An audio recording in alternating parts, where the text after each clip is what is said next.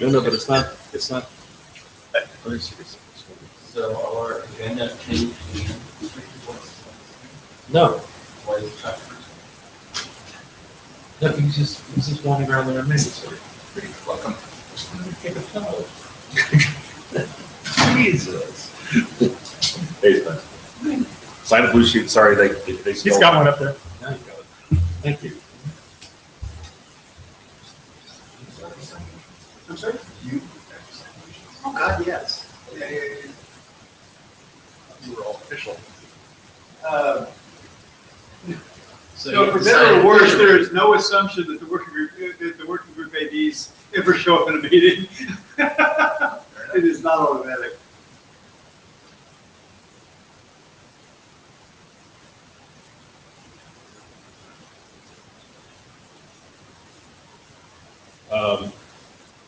So the only thing I was going to say was that the recharter thing, you have your slides. You're going to be leading that at the end, right?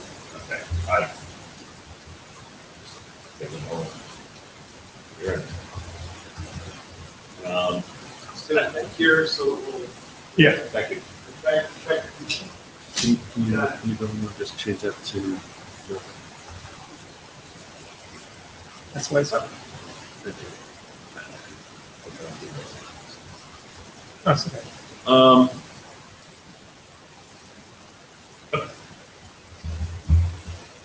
And then I have a set of slides from Tron on next steps. Where? It's not on here yet. That's why the bashing is about to occur. 20 minutes is too long for my Flex files anyway, so. You can edit live, right? Yeah. Okay, thank you. Okay, so all week I slept all night. Last night I did not. Everybody is like, speak slowly, we'll get through this.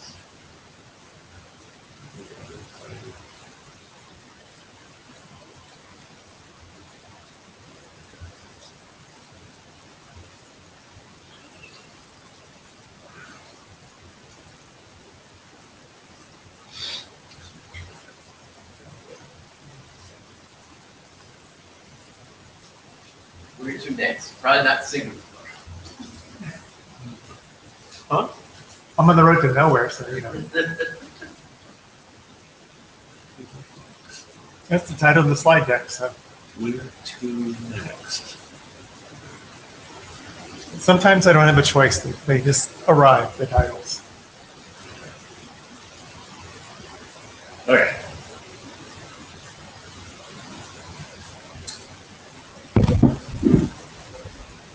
Ready? Yeah. Good morning. Welcome to Prague. For anybody, I don't see anybody online at all. But welcome if you join later on. I am in the Jabber room, and let's start the meeting. I've already checked for the participants in the room. It's an unusual showing for NFSV4 for anybody out there in the listening to this, and I guess for the recording. It's a pretty robust showing here in Prague, because this is one of the favorite places for the NFS version 4 group to meet. You got the blue sheets signed. I've seen that. We're going to bash the agenda quickly, and I have Tom Haynes up front here helping a lot, and he'll be doing the projections. So any additions to the agenda as seen? I assume this is being displayed. Spencer, tell me I don't have to do anything to display the stuff on. It's just magically all happening, right? The only thing that you have to do is if somebody shows up over there and wants to, as a participant and wants to get a cue, we will scream and say, "Oh, that person's over there. You may notice or you may not." Okay. And you push the big red button for them to be able to speak. Wow. So I thought it was a panic. as long as that room is empty, you're good. I'm okay. Perfect. I'm actually going to take a picture of this. This is pretty funny. It looks like I'm about to launch the missiles. So Well, the first time we had this Martin had his finger over the thing. He's like, oh, we're going to close the working group. This is the button for that. And Okay. like the ejection seat. Yeah, it's kind of frightening, actually. I'm going to buy one. Okay, so agenda bashing. Do we have any additions beyond changes we just made? Dave Novak has put together the slides following his email push on the recharge discussion. Tom Haynes has added a where to next set of slides from Trond and him at the end. Is there any other additions, changes?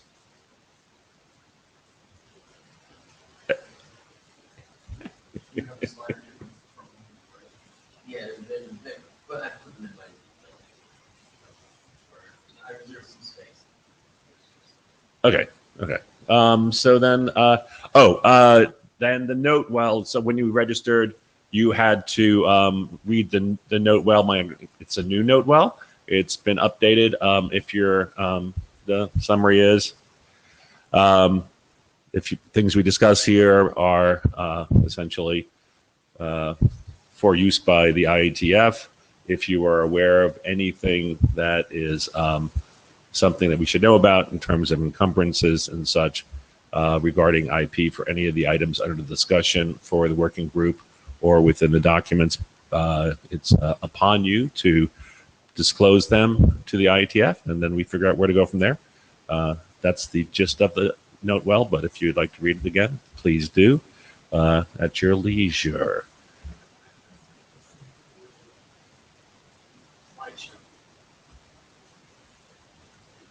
All right, so we get up. Yeah. Oh, no, slideshow and I move it, not you. Sorry, I'm talking to the computer. It sometimes works. And so as I think the previous one, if you stand on the pink box, you will it would work best for everybody. And then something comes down. It could be the only safe place. Probably, maybe. Okay, sure. Anyway, so this document has been in AD's watching for a long time, and now you'll have something to watch, I hope. All right. So I'm going to go over what's been happening up to version 12, up to 12, the recent changes, the work that's in progress now, and the future documents that I expect to come out of it, and the next step. And then finally, there will be an end to this document. Migration, we don't know if it's 13 or 14 or 15, but then it will be over. Okay, let's go on. Okay, this document started in April 2012, and it was co-author with Chuck, with Piyush Shivam, and Bill Baker. And initially, the focus was on NFSV 4.0, and eventually came out of it. There was a standards track document, which was published as RFC 7931. So after we published that RFC, the document needed to shift. So first of all, the V4.0 treatment, the number of revisions, I slowly moved from proposing things to recognize the fact that it actually happened and finally describe them. And also, there was a need to switch from V4.0 to V4, which I sort of put off for too long, but eventually we had to move to V4.1.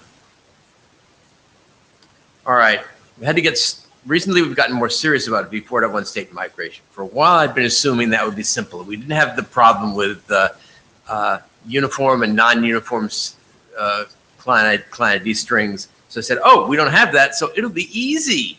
You remember that. I said, no, yeah, easy. And then Chuck actually tried some things, and we found out it wasn't so easy. So we had to confront some trunking discovery issues. Okay, the Oracle experiments showed there were more problems than I had thought. And also, at about the same times, we need to confront different sorts of trunking discovery issues for V4.0 and V4.1. And lately, it turned out those two things need to merge. Also, I need to deal with the interaction of migration and trunking, which are related. And as a result of that, with -13, the document has a new title, which is NFSV4 Migration and Trunking, Implementation and Specification Issues. And if you want to read it, you can read it. So one of the big changes is there's a new focus on V4.1 state migration. So this is part of the results of issues discovered by the Oracle experiments. One, the confirmation status of transferred client IDs. And second of all, there was a seemingly minor change in that when we had created sequence returned seek4 status flags. And that led to a couple of things. One is you have these status bits to immediately reflect to the client the fact that lock state is lost. And that can be extending to lock state during migration, and that makes things a lot better. And also, least move is not an error. And in V4.0, once you got least move, you had to sort of stop everything to just deal with it. Now it's an indication, and you can deal with that asynchronously. And that's some implications of that. They're dealt with in the document. Also, I started to look more closely at migration in 5661. And I found lots of stuff and said, who the hell wrote this? It turns out it was me, but there were problems and we need to deal with them. All right. So many of the issues had been ignored. Session migration, which, Chuck said, well, what about session migration? I said, oh yeah, okay, what about that? And also the relationship with PNFS and migration, which is also dealt with. All right. So the Oracle experiments show a couple things. One, which I've mentioned before, is the status of transferred client ID. And it turns out that there's some things in Exchange ID which it uses the word must incorrectly, but it seems like they have to change. Otherwise, you can't make this thing work. And also, I had to address the status of the seek4 status flags and the implications of least move not being an error. It's now not a it's now a status indication and not an error. And let's go on. All right. Yeah, next slide. A number of issues were not previously dealt with anywhere. Session migration, which is now there's a framework to allow it. And session migration turns out to be harder than you expect, because when we talk about migrating state, you could say, okay, you can just return delay, or and nothing will change. But here, in case of sessions, you return delay, it doesn't matter, because that's an operation. You have to advance the sequence ID associated with the slot, and so that makes that more complicated. So there's just need to be some treatment of that issue. And I had to address that's in Dash 13, the relationship of PNFS and migration. So I figure you have to support migration of an MDS, while leaving migration of the whole file system, including the MDS and data servers, or migration between file systems. You go from a file system that supports PNFS to one that doesn't, and vice versa. And you have to have some text about that in either this document or the ones that come after. All right, let's go on. Now, the big thing is changing handling of trunking. In 4.0, there was initially no means of trunking detection and discovery. And if you read the text of 3530 and some concern of 7530, basically trunking was not a feature, but a problem, something obnoxious, something odious. And basically there was every effort in 3530 to get out of it. And 7931, there is a means of trunking detection. It's basically a feature, but it's an optional feature. In 4.1, it's essentially, well, it's not the word mandatory, but there is something that is returned. Everyone can rely on it, and it's really a true feature. So in both those versions, we have to deal with the issue of, well, yes, you can discover trunking, and also whenever you discover trunking relationships, they can change, and you have to make provision in the spec for them changing. So that's part of the work that's going on now, which I'll get to in a minute.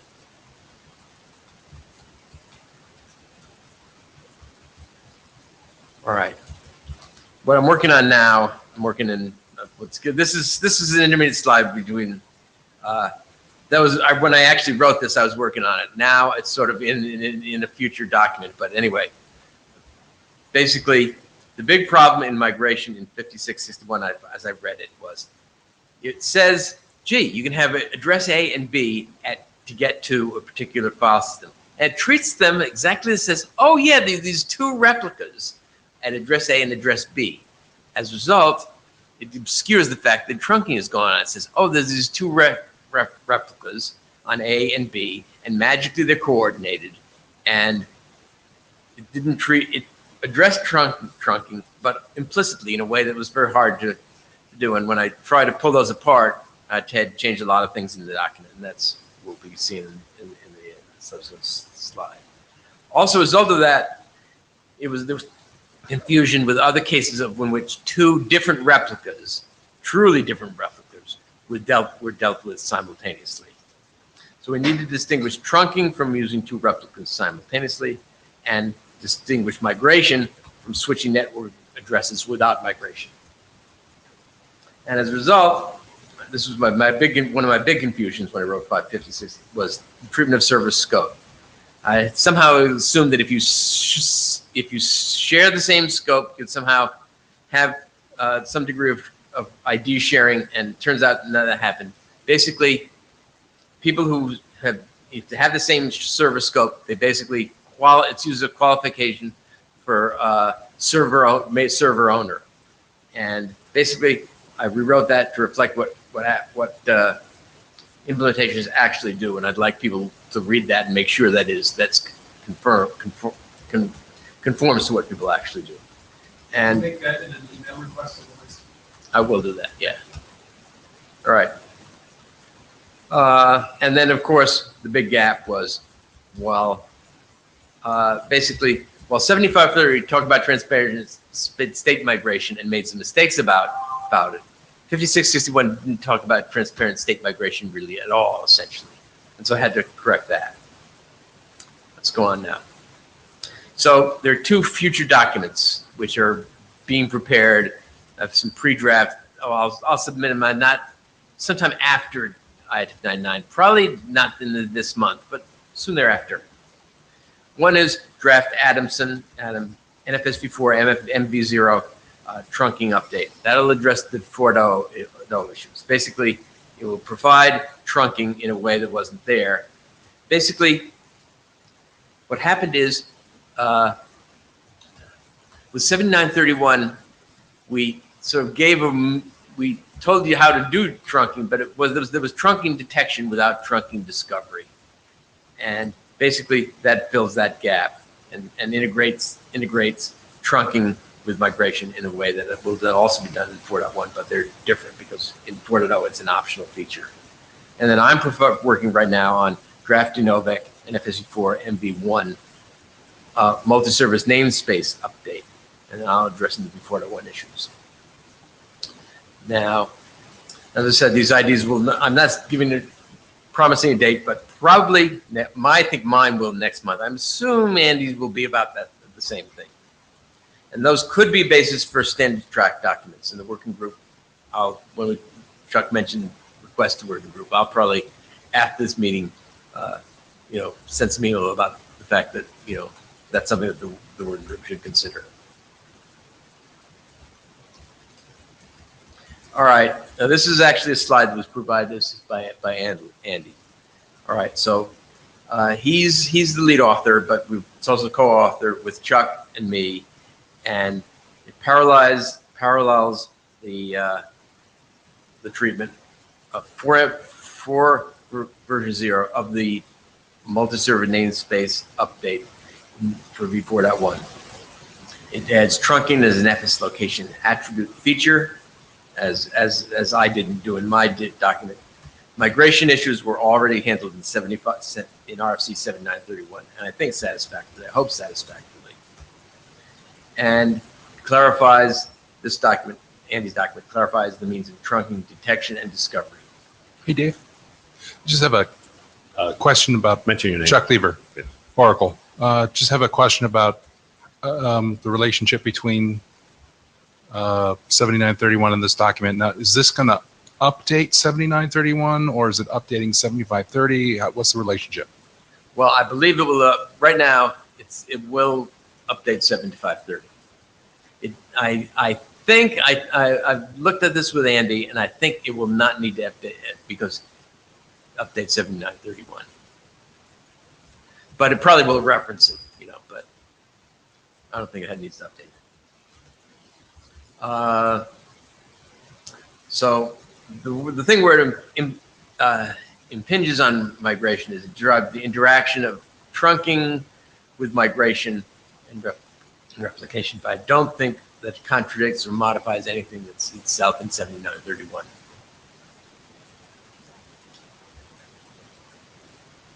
Okay, next slide.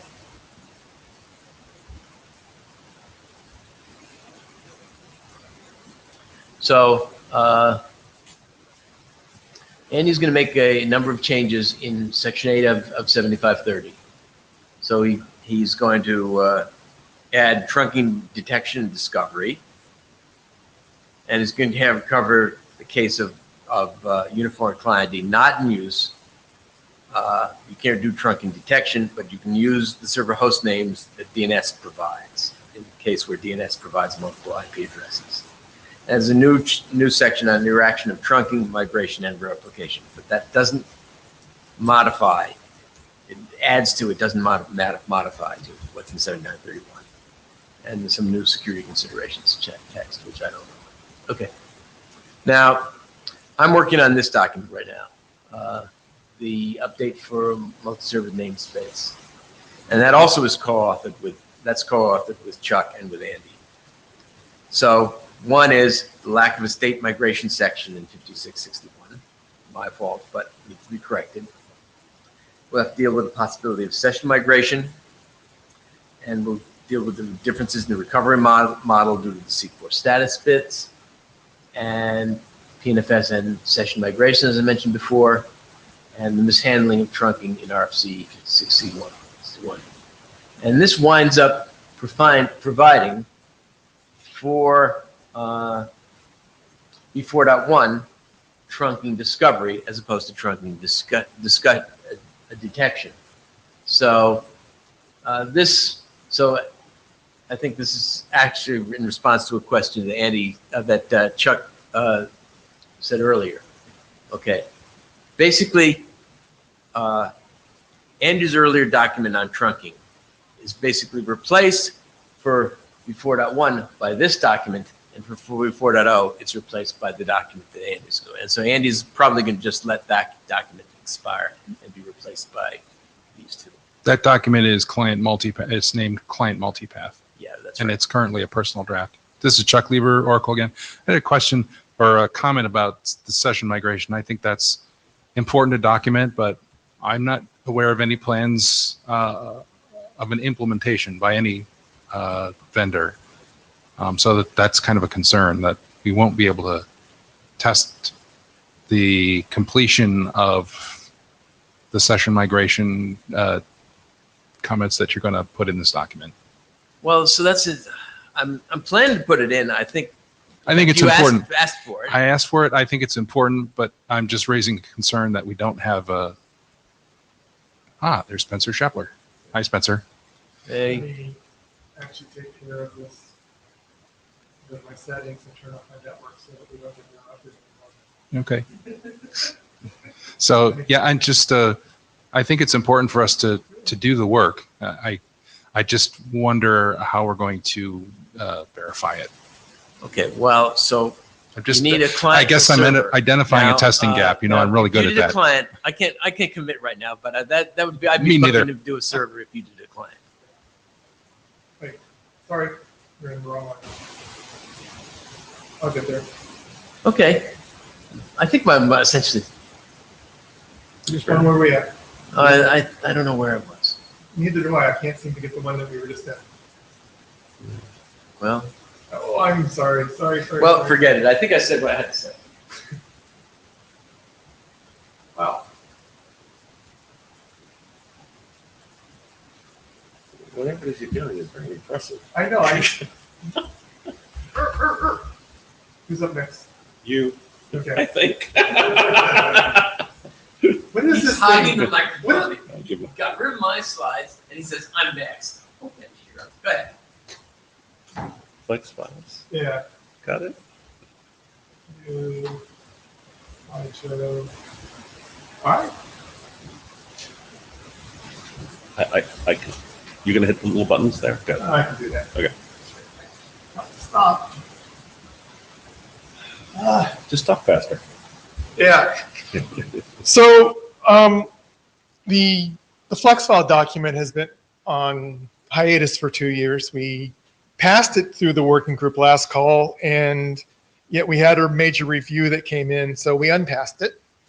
And I've finally taken care of all of the review comments, and the one that's kind of lingering out for me is the FDS state ID conundrum, which is inside the layout type, we present a state ID for V4, but all of the existing implementations are only V3, NFSV3. So the V4 state ID, it should have been an array of state IDs to match the array of file handles, and we can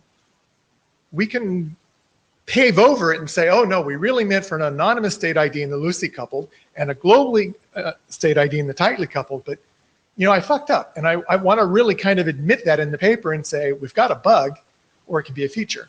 And I was kind of looking. No, you don't admit it's a bug. Yeah, Oh, but that's where I want. all right. That's where I want the guidance. He doesn't have to admit anything. You just Yeah. have a story. Your story is the final story, and you Yeah. stick to it. So do we want it? So there is a concern, and do we want to say that we can address this in a future release of the update of the spec? Because it can't. The reason it can't be addressed in the current spec is we have 2 implementations that are pretty much shipping, and we would break if we changed this field. We would break them. So anyone with any thoughts? Dave said we don't call it a bug, so okay. What did we just decide? I don't think you can call it a feature, but we'll figure All out. right. Word. What- So Get your thesaurus out. that's the one. Can you summarize what we just decided here? So we decided we're not going to call it a bug. We're going to sugarcoat it and say, under these models, this is the way you can treat the state ID. It's a quote feature. Yeah. Okay. The other thing that I took care of outside of Dave's review was the loosely coupled security. We had done this saying it'll be secure, and I knew that once it got out of the working group, it was going to be shot down. So we had talked about several different models in one of the prior meetings, and I went with the client and the MDF connect to the main authentication server for the metadata. And the problem then becomes in that with this model, we pass a synthetic UID, GID to the client, and it's supposed to present that to the storage devices. And how do we, in essence, generate these tickets on the fly? Well, we make the MDS also be a KDC for the data path and allow it to give the client a ticket for the session it's got. We still have to fence by modifying the UID and GID. So it's a proposal, it'll work. I actually know of someone who's planning to do this in a product, and well, my company. So no problem with that. Yeah.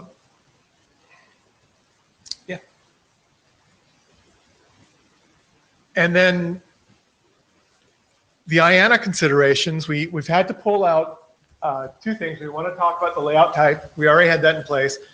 And then in version 8 and 9 of the draft, we have recallable object types. And if you read 5661 carefully, you'll find one place where it says it's not a registry, and you'll find another place where it says it is a registry. One place doesn't allow for updates, the second place does. So I've decided to go with the second place that does allow it, and I've added a request for the layout min for the flex file and layout max. But I also noticed in the 5661 where it didn't call for an update, it had some placeholders for temporary IDs to be used as an implementation, other layout min and other layout max. And so I'm going to ask IANA to also, I don't know how to get rid of that, to also add these 2 in. Talk Oh, about never mind. working code. That was bad. You want That was a bad idea. to know of actual uses of these types. No. Yeah, got it. Yeah. Just go away. Oh, shit. As long as you don't get the big floating box back. No, I'm not good enough to do that. So no, Christoph, I don't know of anyone who's done an implementation. And then the other ask that came out was from Rick Mackelman, which was write one mirror. Basically, we have the FF flags which are extensible, so we could make this change. We added a new flag, and so the client will write to one mirror, and that mirror will update all the remaining mirrors. It needs to, however, report any errors to the client, because the only way that the MDS is aware of an error on the storage device is from the client telling it. And then we also define the commit semantics for this functionality. And honestly, I don't know if he's going to implement this. When he asked me to do it, I was busy, I didn't do it. And then when I delivered it to him, he said, oh, I don't need it anymore. But maybe he'll go back to wanting it. So I don't have a slide on lessons learned, but lessons learned would be, I wish we hadn't talked at all about V4 as a storage device protocol. I'd rather talk about the things we're trying to implement, right? And I'd rather focus on having code that works and then having a standard that we can push at the same time. That's becoming my pet peeve. So going back to this slide, it's been in the working last call for a long time. We're at version 9 officially for this meeting.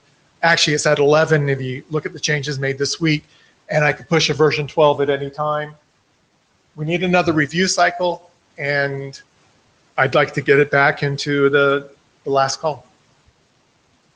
Right, and Spencer basically said to take the document you have now that addresses all the issues that came up in the interim, and we'll push that for a working group last call when you are finished tomorrow. Hey, if there's no more comments from people, if you haven't signed the blue sheet, sign the blue sheet.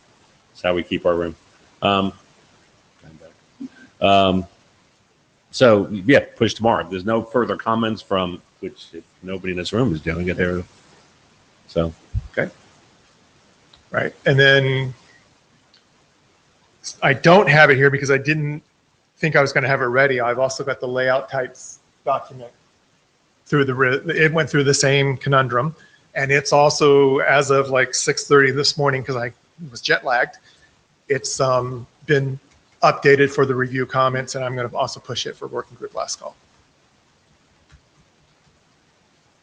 Questions, comments? I get to sit down? Yeah. No. You're the one feeding me bad wine last night.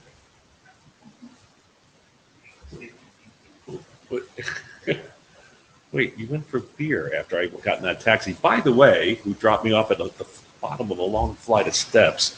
All right, so I think the next person up is Mr. Lieber. Next steps for NFS RDMA. Oh, actually the right one.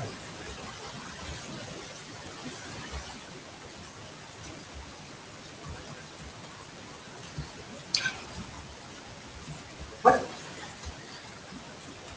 If you click on the close button there, use full screen. Okay. How do you do that? I don't know. Please imagine.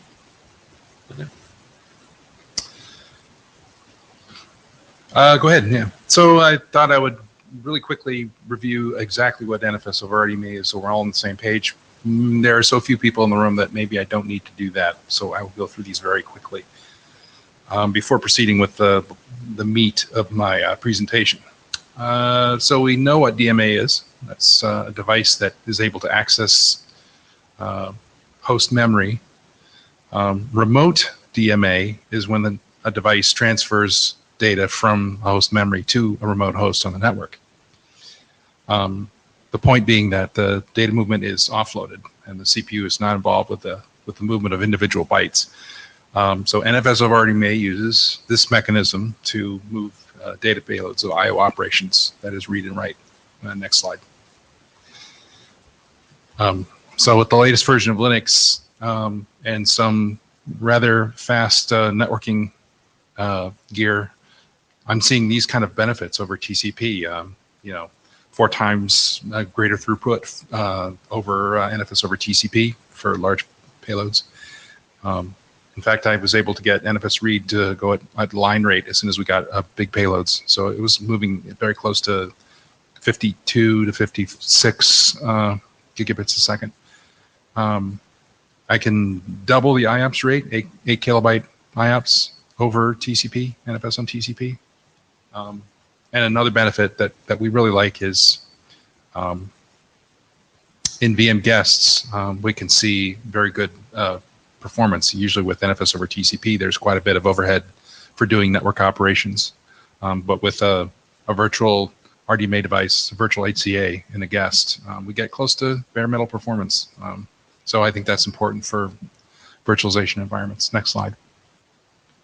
The downside is the adoption story. And I list some bullet points here. This is full disclosure. You laugh, but it's full disclosure. I'm listing some bullet points on this slide that itemize some of the reasons why NFS over RDMA hasn't been well adopted so far. One of the most important reasons is that you got to have up to recently, you had to have an IB card in your machine to do it. These days, we're getting converged Ethernet implementations of RDMA, and especially a software version of this, where you don't have to have specialized hardware at all. You can do it with a standard Ethernet NIC. We think that is going to be a good thing for virtualization environments where something like a simpler VMware arrangement might not have a physical HC in it, and so you can use soft Rocky in the guests to do RDMA on the standard virtualized Ethernet. Brian actually mentioned to me the second bullet, which is that up till recently, our storage devices in our networks were not really fast enough to really show the benefits of RDMA.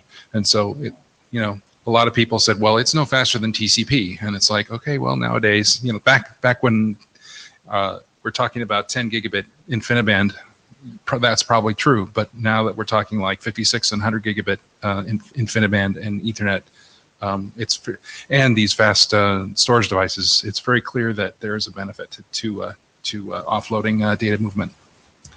And then I should mention that the code that is in front of people right now in Linux distributions for Linux is fallow. It wasn't developed for quite a span of time between about 2010 and 2014, and that's the code that's in the most widely deployed enterprise Linux distribution.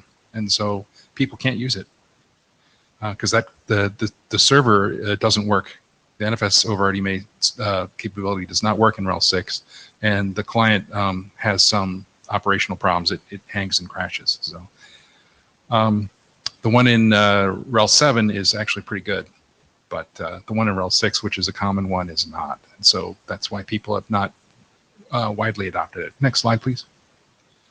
And then I just thought I would mention other storage protocols that have adopted RDMA as a transport mechanism, just to show that we're not an outlier here. We're not doing something crazy. It's something a lot of people are doing. Next slide. So just to give more context to our discussion later, I thought I'd mention what's been going on recently. Next slide. About 2 weeks ago, we got RFCs 81, 66, and 67. Those obsolete RFCs 56, 66, and 67. They're minty fresh, as it says. It options 56, 66, but 81, 67. Oh, right. Sorry, 81, 67 is a new thing. Right. It was numbered wrong. It was numbered wrong. Anyway, 8167 allows us to do NFSV 4.1 on RDMA transports because we didn't have the capability of doing bidirectional, that is callbacks on the same connection with RDMA. And now we do with this RFC. It explains exactly how to do it, and we have implementations of it. The next thing that I'm working on right now is 5667 BIS. That will update the NFS upper layer binding, which will that will make the cycle complete. Next slide. So this is the entire list of personal IDs that are outstanding, I guess, as of 2 weeks ago for this working group, and they're all in some way related to RDMA. Interestingly, I thought I'd put this up here just to sort of summarize what the working group is up to. It's pretty much all focused on improving NFS over RDMA. Next slide. And then just to mention the implementation work that's been going on for the last 18 months or so. In Linux, we have NFSV 4.1 on RDMA now, thanks to the bidirectional RFC that I just mentioned. We also brought support for RPC-SEC to NFS over RDMA. Solaris had this for years, and now Linux does. We've been doing interoperability testing between these two implementations with a high degree of success. There are a couple of corner cases that are still not working. It's Tom Haynes, trying to get what version of RPC-SEC? 2? 3? Whatever version that Linux supports. It's definitely 2. I don't know if Andy's got 3 in there, but if right now they're working on server-to-server copy NFSV 4.2, so I assume that he has V3 either implemented in prototype or actually in. Thanks. Yep. I also mentioned that there is experimental support for remote invalidation and large inline thresholds. In other words, the ability to send like very large NFSV 4.1 or 4.0 open and get adder and get ACL and things like that. Please use the mic. Okay, Dave Novak. A question. So that's an upstream Linux. So RHEL 7, does that have what's in RHEL 7? Let's use RHEL 7 as a client to test the prototype circuit. I don't work for Red Hat. I can't. I should. I don't see anybody who does here. Right. So I can't say with authority, and in fact, I don't even remember clearly. I think 4.0. So they have patches up to upstream kernel 4.8 or 9 in RHEL 7.4, which means they should have NFSV 4.1 support. And we've been discussing support for Kerberos, Kerberized NFS over RDMA in their product. So they're interested in taking it. I'm not sure if they have yet. So either in the current 7.4 or in the next 7.5, I would expect to see it.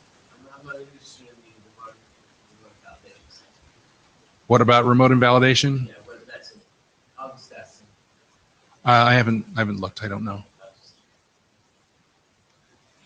I should also mention that I've been doing, thanks to some urging by Tom Haynes, I've been working on fixing the Wireshark dissector for RPC over RDMA, which was completely not working before. So it's at least functional now, and it passes RDMA frames to the RPC dissector appropriately. The one thing that it doesn't do right now is it does not handle chunks at all. So that's kind of the next thing that I need to fix, and I'm happy to accept volunteer contributions in this area to review them and encourage the Wireshark folks to take that work upstream. And then at the bottom, I mentioned that NFSV 4.1 on RDMA is prototyped in Solaris. It's not in a product yet, but it's there, and we interoperate with it. Linux interoperates with it. Next slide. Okay, so here's the beef. Next slide. I wanted to talk about where I see the sticky points are for NFS over RDMA in the coming 3 to 5 years, and probably the biggest primary issue that we face is the incredible advances in storage that we're seeing. Basically, the new storage class memory technologies.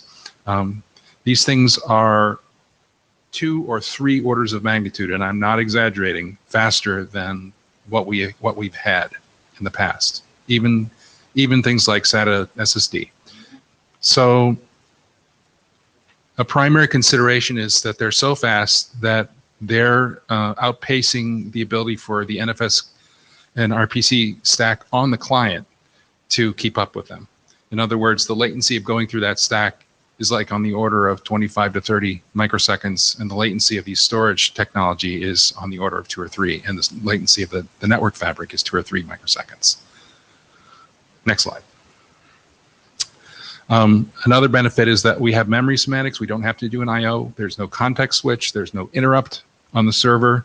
In fact, the server doesn't even have to maintain a page cache, a separate copy of the data that is used for programs to access. It can access the data directly in this type of storage. So that gives an opportunity for the clients to RDMA directly from the server's memory. And I think that's a place where we need to go, and that's something we should enable in the protocol. And I'll talk a little bit more later about how we might do that. Next slide. We've identified some issues with the protocol in terms of NFS server operation. That is the 2 bullets here. The first one is since the server drives RDMA reads and writes, write comes from an RPC reply, but read is done when a large call is made. And the call is made from the client. The server has to read the data to the server, and then it can operate on it. So there's an extra round trip in there that it's not so bad for large payloads, but it is somewhat onerous for moderate payloads like 8 kilobytes or 16 kilobytes. So we'd like to do something about that.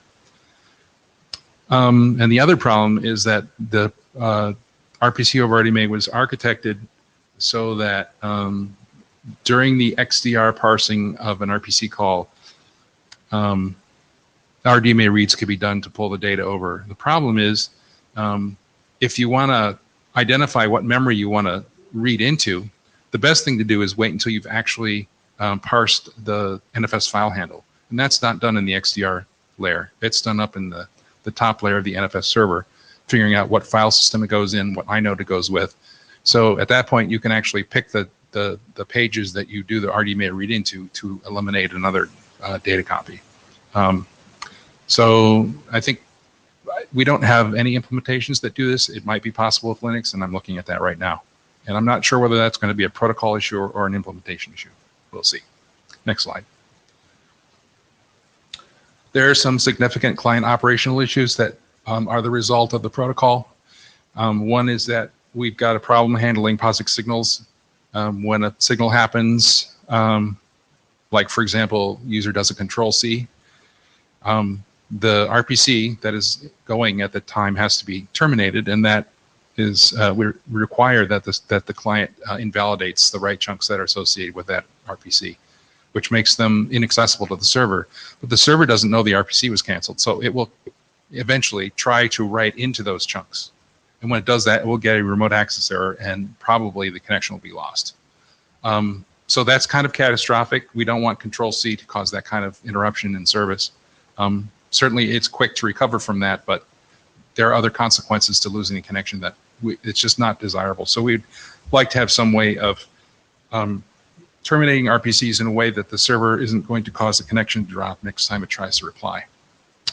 Then the other bullet here is we have a number of corner cases with how the credit management mechanism works. Basically, it works fine, but there are certain cases that will cause a credit overrun. The one that we've been discussing in the working group recently was detecting server crashes or network partitions. When the credit count is full, and if the client sends another operation, it has to send a send work request. It can't do a write because write is not acknowledged. And the send will time out immediately if it can't get through the server. So the client wants to do a send. The problem is sends are flow controlled. And so if it overflows the credit count, it's going to cause a connection loss. And that's another case where we just don't want to force a connection loss if we don't have to.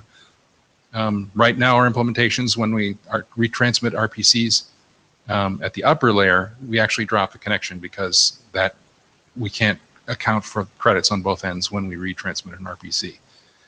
And then there's the case where we want to start sending unidirectional messages. That is, our credit accounting works, it's sort of layered on top of RPC call and reply, so it requires an antiphonal communication between client and server.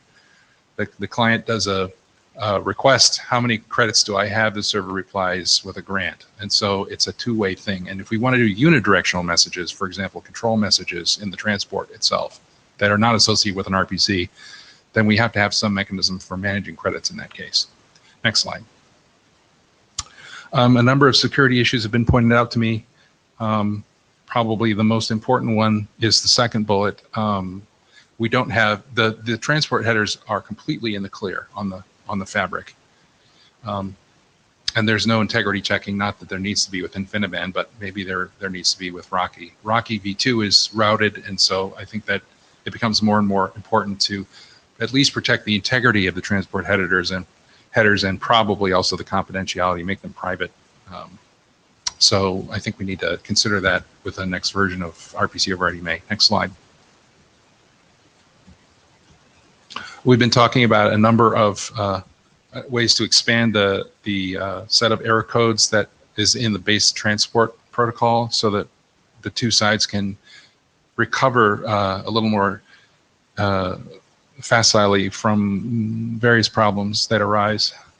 I think one of the interesting ones that we encountered as we were finishing up NFS over RDMA, upper layer binding, RFC 5667 bis, was the ability for the two sides to figure out if they'd actually sent more chunks.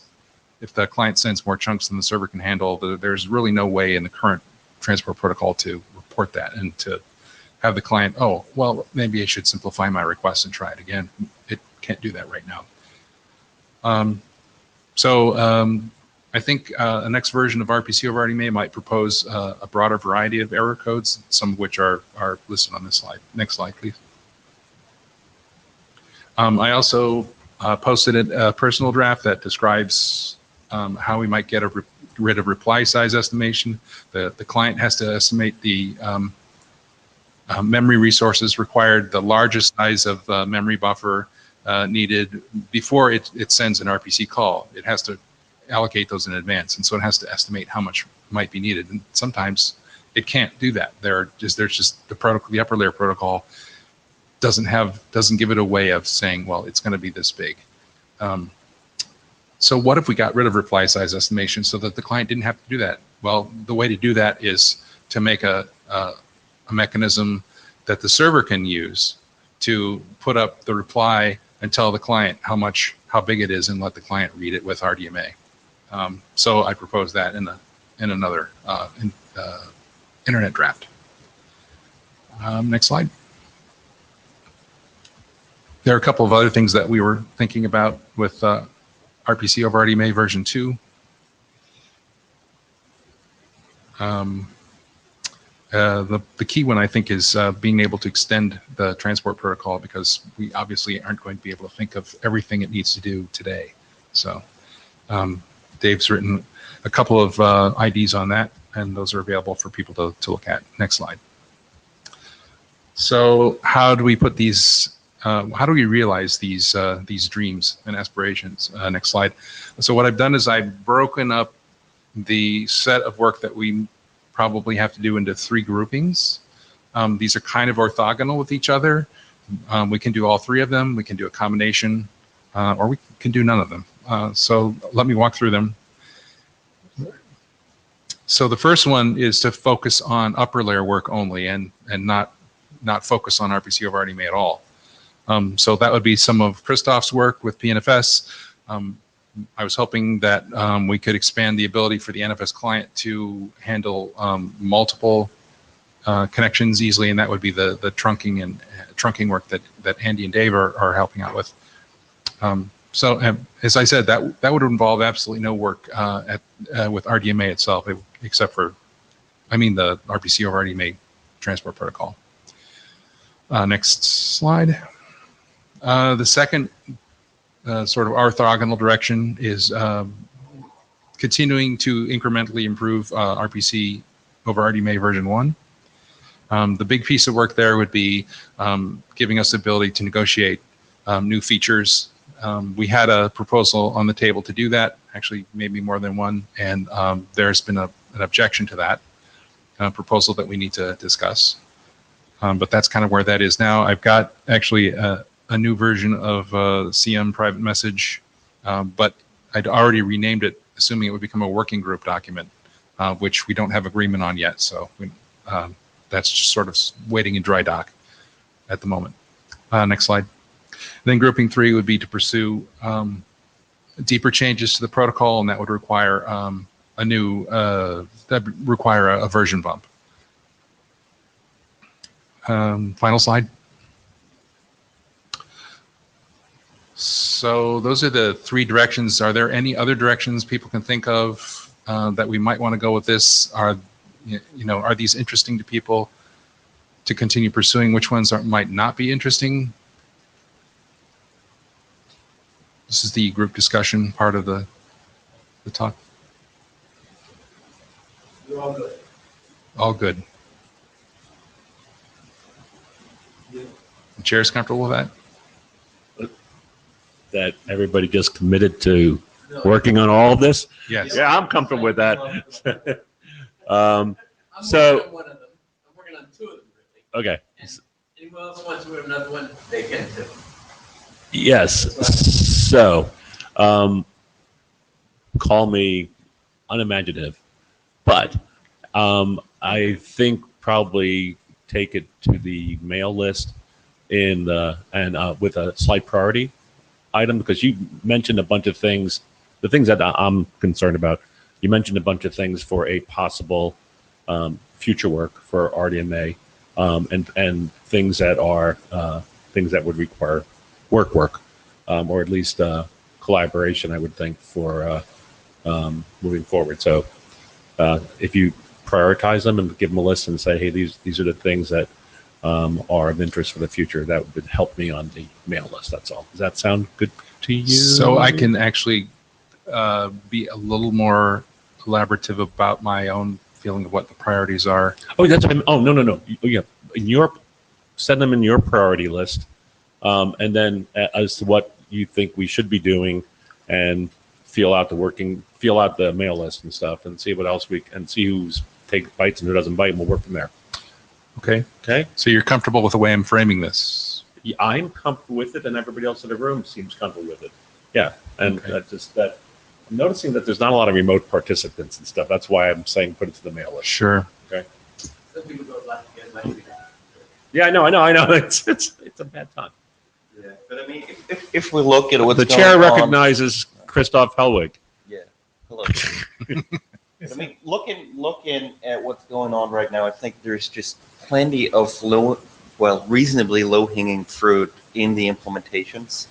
And of course, as part of that, we will find all kinds of minor protocol issues that should be errata or the BIS document you just published. So I think there's plenty of work to do there, and that work should give us ideas of where to go to for version 2 once we're ready for that.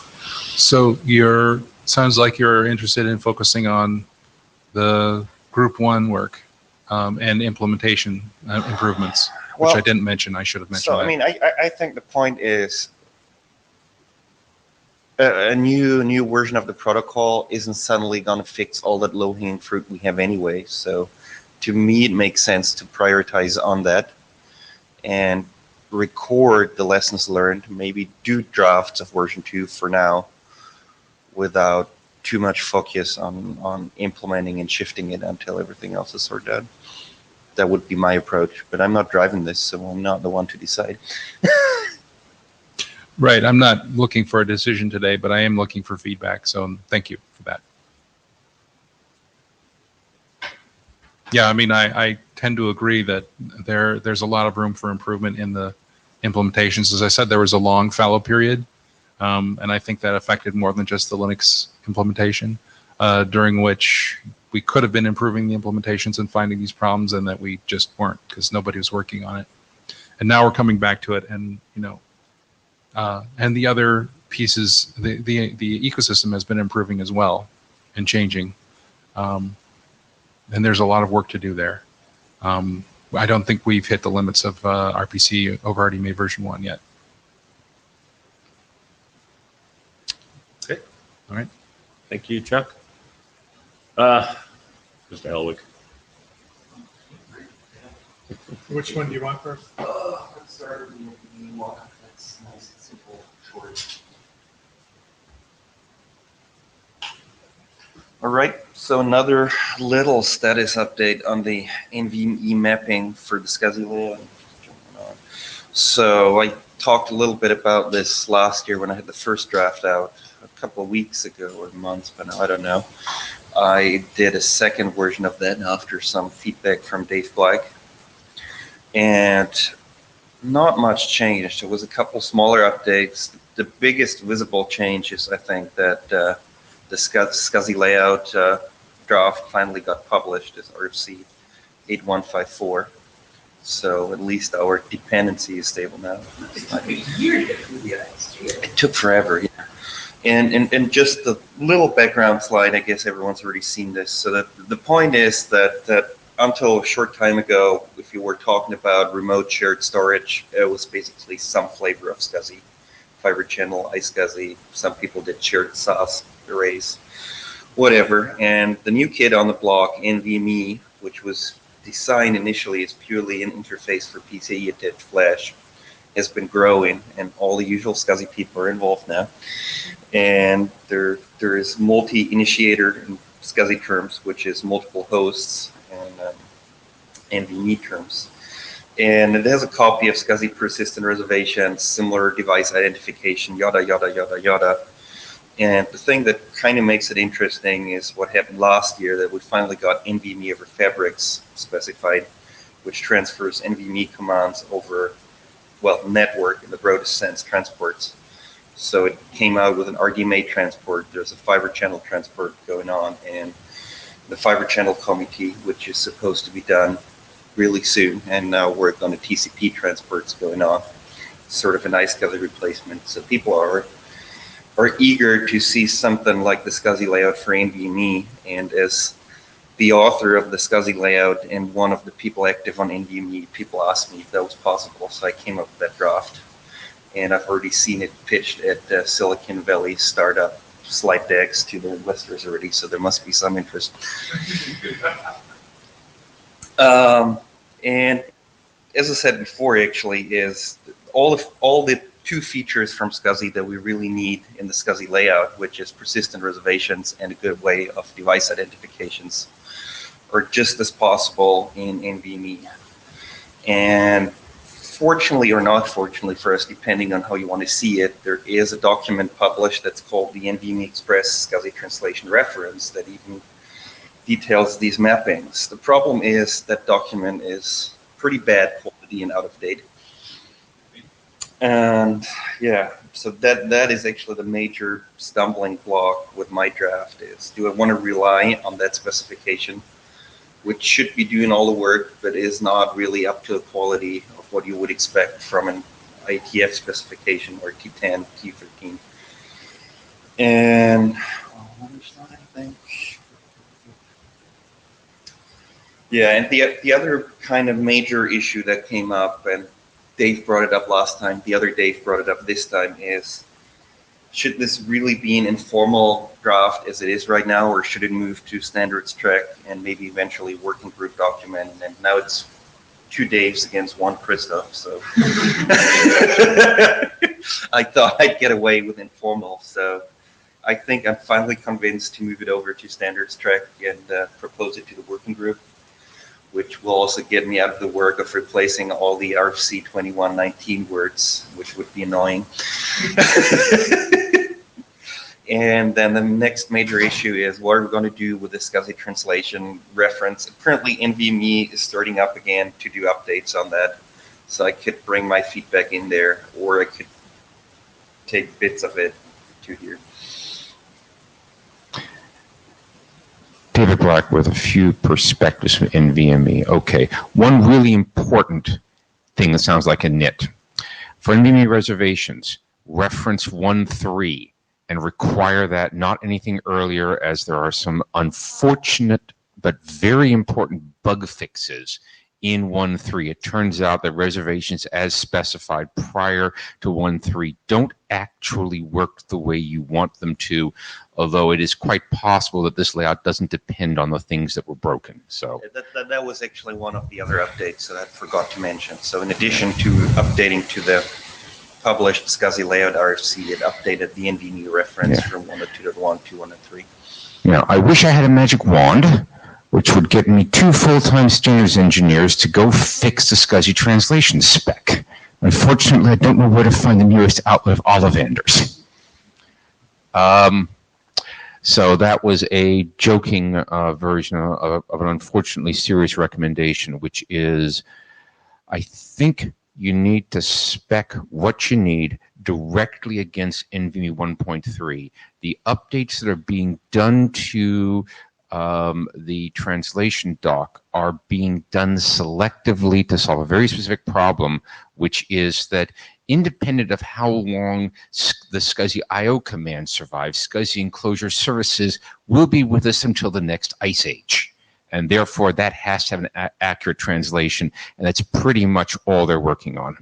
And I mean, the actual SCSI IO commands aren't the problem. They're easy. It's the persistent reservations and device. Right. And what I'm saying is, so as I said, independent of all the rest of SCSI, SCSI enclosure services will be with us to the next ice age, and that's the thing that they're working on nailing down the translation for. Yeah, and BP's grinning; he knows this. Yeah. I mean, I was more thinking of, if they open up that document anyway, I'll just get the persistent reservation fixes in.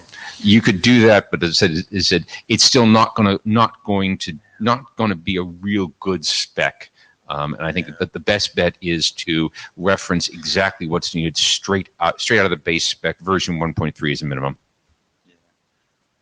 Well, we'll see. I think my plan for now will be to propose this as standards track and move it to the working group if no one complains, with just minor review changes from Dave Novak for now, and then see if I have to go down and remove the STNL reference and redo it, or if we can get that up to a reasonable-ish enough shape and sit it out or find someone else to do it. My gut reaction is that I would be willing to bet that you can, if nothing else, with the threat of guilt in public, motivate Fred Knight and myself to help you get the reservation text spec'd against 1.3 correctly, and just bypass SNTL for that. And that only leaves you the identification stuff, which is not bad. Yep. And the device identification actually brings up another issue. Wouldn't quite call it a problem yet. So for software-defined storage controllers, we want a UUID device identification, which in one form or another SCSI and NVMe now have, but it's not in the SCSI NVMe translation, and it's not in the original SCSI layout either. So at the very least, that's one more. At the very least, David, again, one more reason to go straight to the NVMe and straight to the NVMe spec and just reference the base doc for how it works. That's part one, but my real problem is that due to publishing constraints, the original SCSI layout doesn't have the SCSI UUID device identification type, and I'm not sure. Oh, we can update that one. If this doc goes standards track, the fastest thing to do is just put in a small section that updates the SCSI layout to allow that ID. That's an easy process problem. Okay, so I'll add that to the to-do list. Okay, so I guess standards track it is, and unless someone complains on the mailing list, I'll propose it as a working group document. Yes, thank you. Okay. Okay, the next fun layout. So the PNFS RDMA layout, that's what it's called in my personal draft, and I was expecting people to ask me to rename it to persistent memory layout, but I haven't heard that request yet, so Hey, rename it persistent memory layout. Yeah, do that. Rename it. I can notice the cue when it's given to me. Dave Novak, rename it. Well, and that will bring me up to my argument that for this layout, the only thing we need is some form of byte addressable storage. It doesn't have to be persistent memory in the classical sense, and I'll go back to that later. So the whole idea of this layout is that on our server side, in the broadest sense, it could be the MDS, it could actually be separate data servers that drive the HCAs. We have byte addressable storage. In the broader sense, we can turn the RDMA model that all the RDMA storage protocols use, where the client registers the memory, sends the handles and the instructions of what to do to the server side, and then the server side does the RDMA read and write operations upside down. Because now we have byte addressable storage on the server, we can do memory registrations on the server that could be long living so that they're out of the performance path. And if you look at RDMA performance numbers on fast protocols, the memory registration overhead actually is the biggest overhead in the whole I/O sequence. And then the client, instead of the server, does the actual RDMA read and write operations on the handle it got from the server. And if we look at how this fits into a PNFS layout model, we first start with what is our PNFS device header 4. And this is actually where my current draft is still the murkiest of the whole thing, because I just had a hack in my prototype. We need to come up with something we can standardize. So the idea is that our device refers to a domain that is basically the domain for the memory registrations. So in RDMA terms, it should map to a protection domain and a way to address the protection domain. Depending on the implementations, the protection domain might also be per RDMA queue pair or not. We can figure that out. So our device needs to tell a way to reach a remote system that it can create one or more queue pairs that go to a specific protection domain. And this is a bit of an open issue, so we could reuse NFS RDMA connections in one form or another, as in operate over connections used for NFS over RDMA, use connections that are created the same way as NFS RDMA connections, but not actually used for plain NFS I/O, or we could use a separate connection management protocol where we just do an RDMA CM handshake, which is what I'm doing right now, but which has the caveat that we need to have some shared identity between the NFS connections and our new side channel connections. So we need to probably establish the client identity, preferably in a secure way. Okay. And now from the hard part, we go to the nice part, which is 90% copy and paste from the block and SCSI layouts. So the layouts need to give the client the information. So it needs to, like all the layouts, it needs to reference a device that we just talked about, which would sort of imply the queue pairs, that we could do finer grade selection on that, possibly. Then our memory registration handle, RKey, and InfiniBand terms, STAG, and IWARP terms. Then, because we don't really want to repeat the mistakes of early ISER, we also want an offset into the memory registration instead of assuming it's always 0. The file relative offset in the layout, and the lengths of the layout, which is the last two are things that are in every layout anyway. The one thing I want to keep from the SCSI and block layouts is the possibility of client-side copy and write processing. So for a given range in a file mapped by layout, I want to be able to have separate destinations for reads and for writes. So if you have a copy and write file, your reads go to the existing data, but all your writes need to be redirected to a different place, which is also very, very useful for atomic file updates. The way the block and SCSI layouts have been doing it, and it's great to have Dave in the room because he might remember why, is that they introduced this concept of extents, which are basically sub-layouts inside a layout, so that you can have overlapping ones for reads and for writes. Yeah, you want to, the answer is that this was originally designed to allow clients to get involved in snapshots so that you could do the redirect on write at the client rather than at the server. That was the original rationale once upon a time. No, this functionality I really want to keep for the layout, but to me, it seems like we could do this in a simpler way by just having a memory registration plus offset separately for reads and writes in the main layout instead of having another data structure that basically duplicates the way layouts are used. And this is already something I asked myself when doing the block layout work. This is David. Certainly open to a discussion about how to simplify data structure. Yeah. So that's the other sort of open question. And now the next interesting thing when talking about persistent memory of sorts is how do we flush caches? How do we flush posted writes if we're going over PCIe?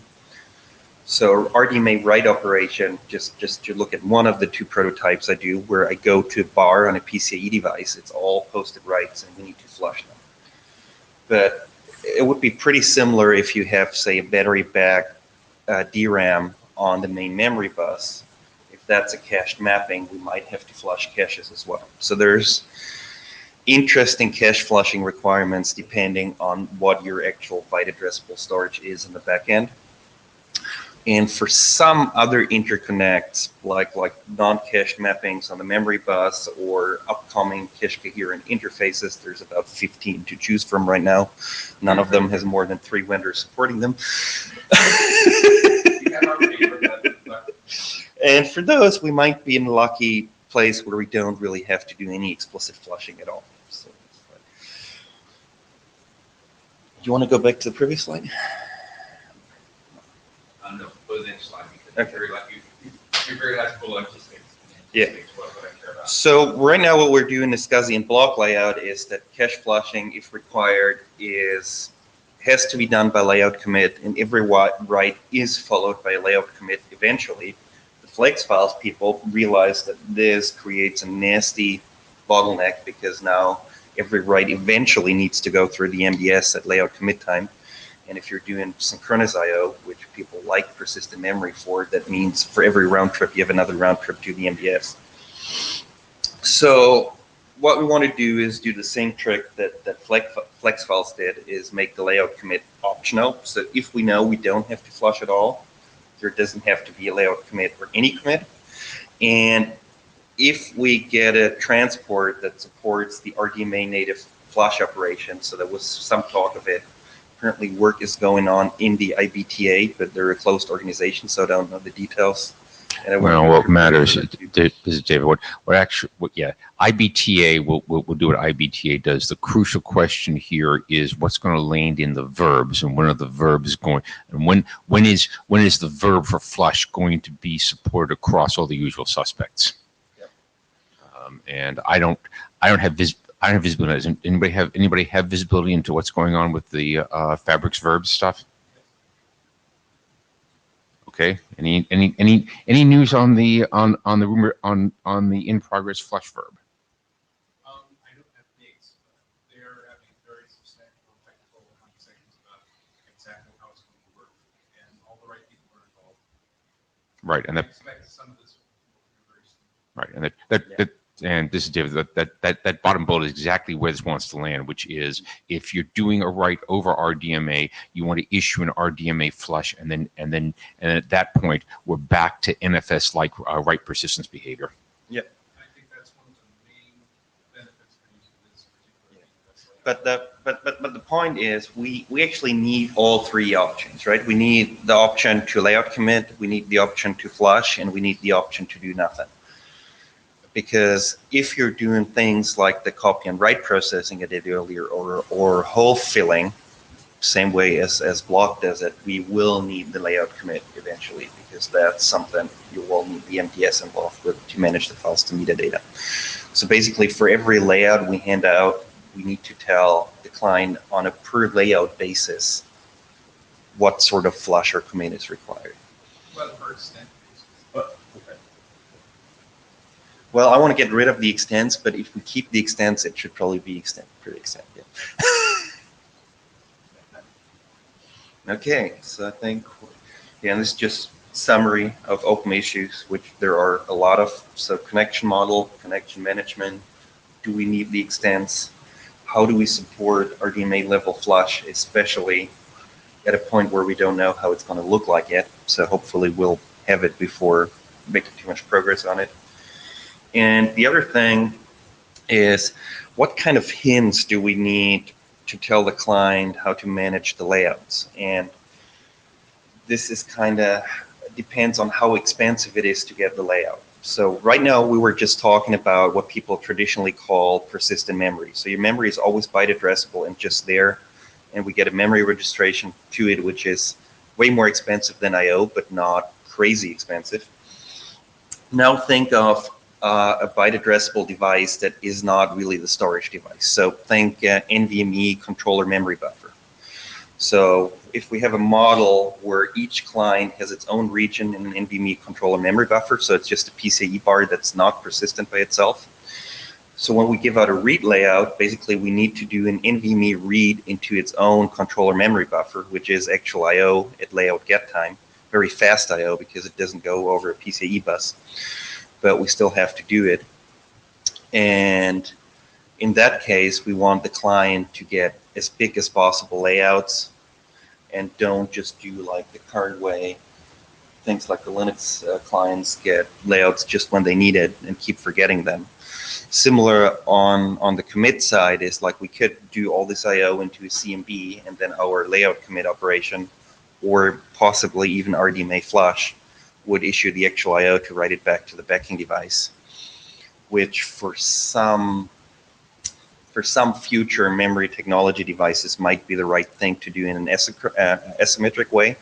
So your reads are normal byte addressable reads, but your writes might have explicit commit semantics, and that would fit in very well with this model too. But do we need more hints to the client of what underlying model we're using and how the layout management might be influenced by that?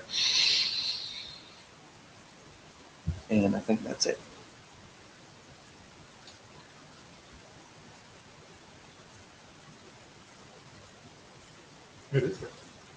Thank you.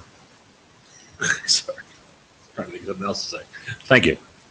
And okay, you're taking some of this to writing into the mail alias, right? That's the Yeah, we're next actually steps. having lively discussions on Yeah. the interesting parts.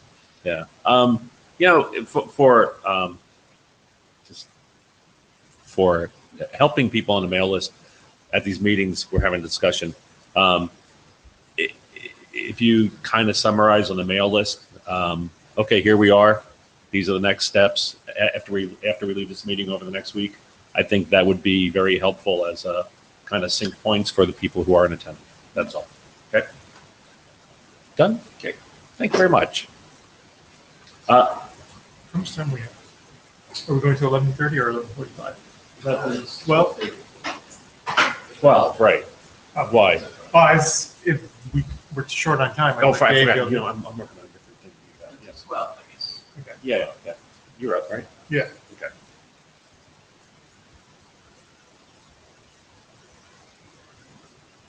Okay.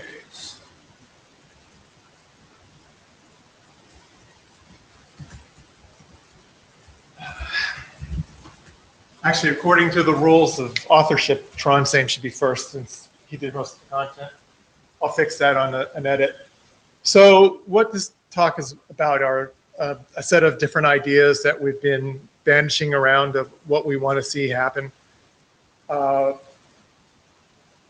for example, scale out and replication, we want to, I'm going to be blunt, I'm going to read from these slides that I got them this morning after breakfast. And so, you know, that, yeah. We want to be able to replicate data when using a loosely coupled flex file system.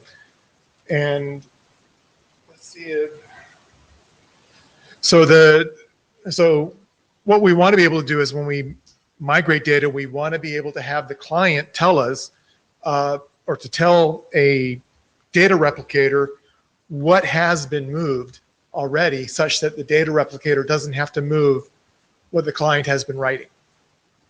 Right, so right now when we have the data replicator, it has to do the entire file, but the client's already moving some of that, or is effectively touching it anyway, dirtying those bits.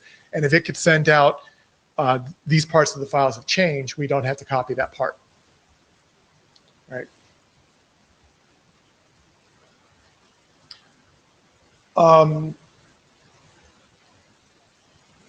So there's 2 points in here for service of quality of service. We want to be able to do QoS. We want to add features to allow the MDS to communicate to the client that there are some resource limits.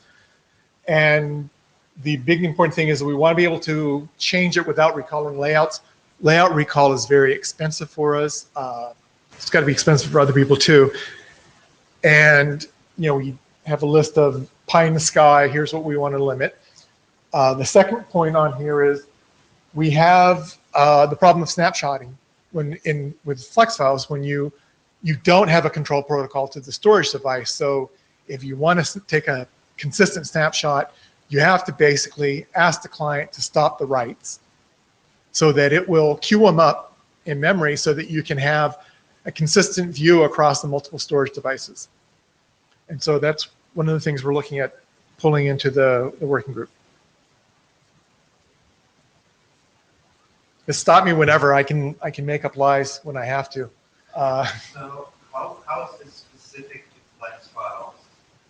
Because it seems like this could apply to all of them. It could. I mean, it's just the specific parts of flex files is you have to address it through quiescing the client, whereas with other ones you can do it with pausing the I/O on the storage device itself. Right, so a clustered file system like, say, ONTAP can tell the storage device now's the perfect time to take a consistent view because it has the back channel.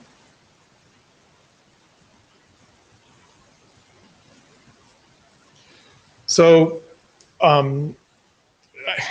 be more blunt, I can spell VSOC. That's about the extent of what I know about it. So, but what Tron wants to be able to do is he wants to be able to take an architecture where we have the VMs sitting on top of host proxy, which are sitting on top of NFS storage. And the host is insulating the client from the details of the protocol. And then we want to be able to migrate the VM from one host proxy to another host proxy. And we want to do it transparently. So what are the issues that occur with this?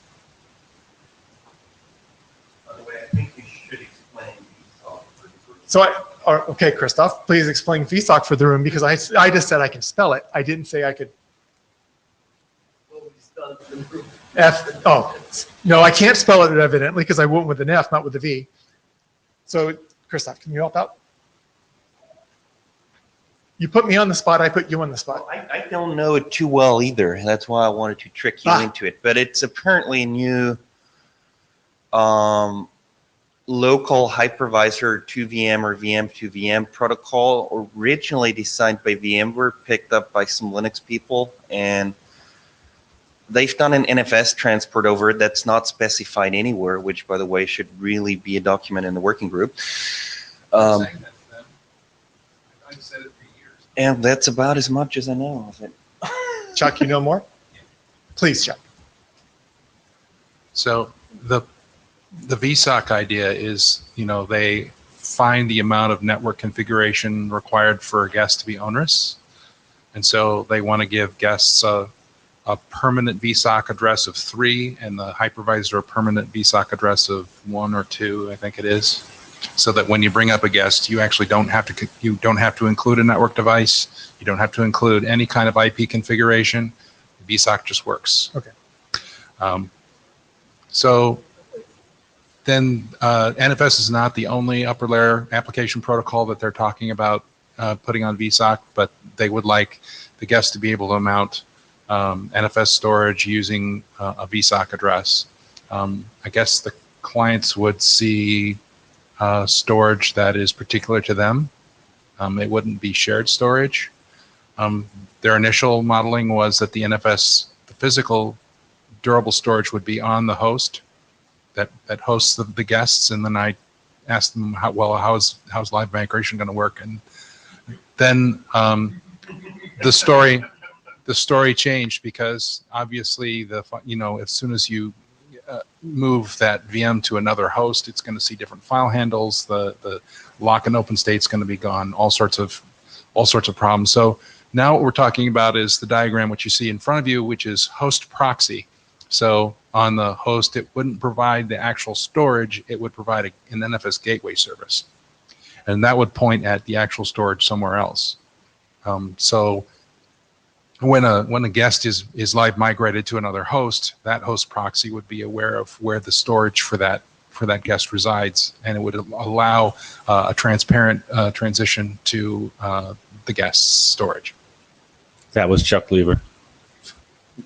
And this is David Black. Are the folks working on this talking to the people who are trying to and mostly succeeding in backpatching persistent storage into containers? Because they need to be. No, I'm sorry. I'm saying I don't know. I'm not Okay. saying no. All right. So real strong message to anybody working on this. Go talk to the container folks, because they've been fighting the problem that is being created here for a number of years, and have made some amount of progress on it. It'd be a shame to have two different solution frameworks for it. In essence, when containers start out, they have a variant of this problem, in that if you shut in that it's not a live migration problem, it's a shutdown and restart problem. You shut the container down on host A and restart it on host B. All of its resources all of its OS resources are reinitialized, which means no persistent storage, and that sucks if you're trying to actually do something useful. They're a long way towards solving it. A lot of stuff is working. There's almost certainly some lessons we learned here, and if that framework can be reused as opposed to be reinvented, that'd be even better. Okay.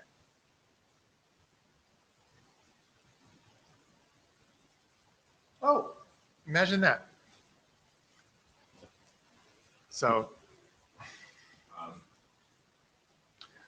well, loud mumble individual processes.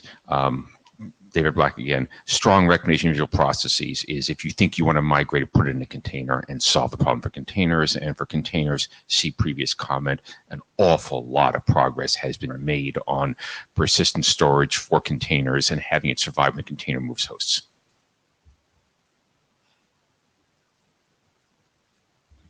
So again, the thing that Tron's concerned about is migrating the file in a lock state and the conditions. Chuck Lever, before we move on, I think what we need to have clarified here is exactly how the current transparent state migration capabilities in NFS do not work in these scenarios.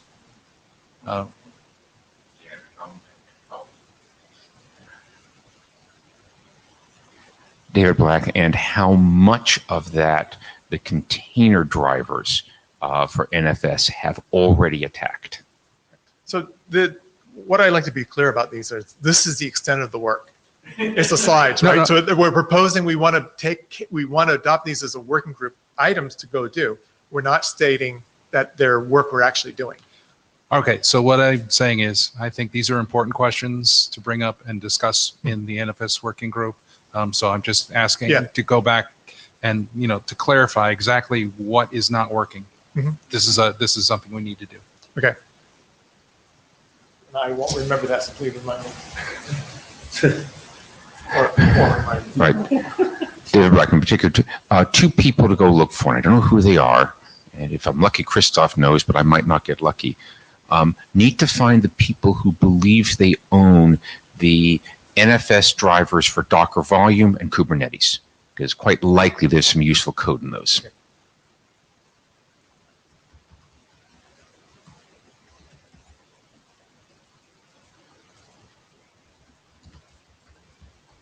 So some miscellaneous, when we have an open, it returns either an open state ID or an open state ID and a delegation. Why do we need both? So just add an open flag to specify like a delegation or an open state ID if the delegation is not available. Right, it's just an optimization. Reader really, really hates it. I really hate it every time I implement it because you've got to keep track of the cookies are persistent. Yeah, I just fought that a year ago. It's fresh. Atomic Attend support. Tom? Yeah. Chuck Lever, with regard to Reader, do we have any practical alternative mechanisms proposed? No, I don't I think we have. recognize that's a deep problem, so I'm just wondering. Yeah, again, we're just listing the problems we are thinking about Thank you. tackling. Right. Okay.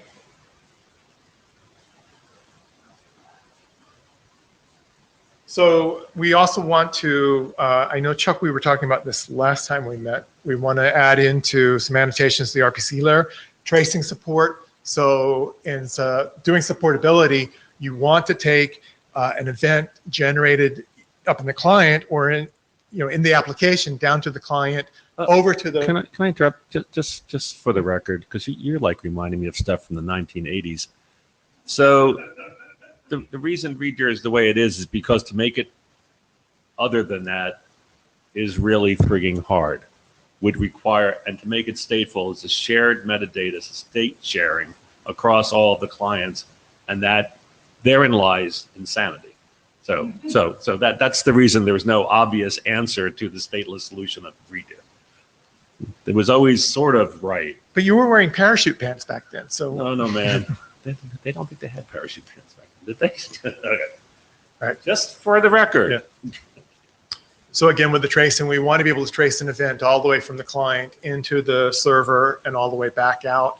Right now, in primary data's model, we have to take the XID and as it comes across and try and trace that through the data layer. We'd like to get just a more significant ID.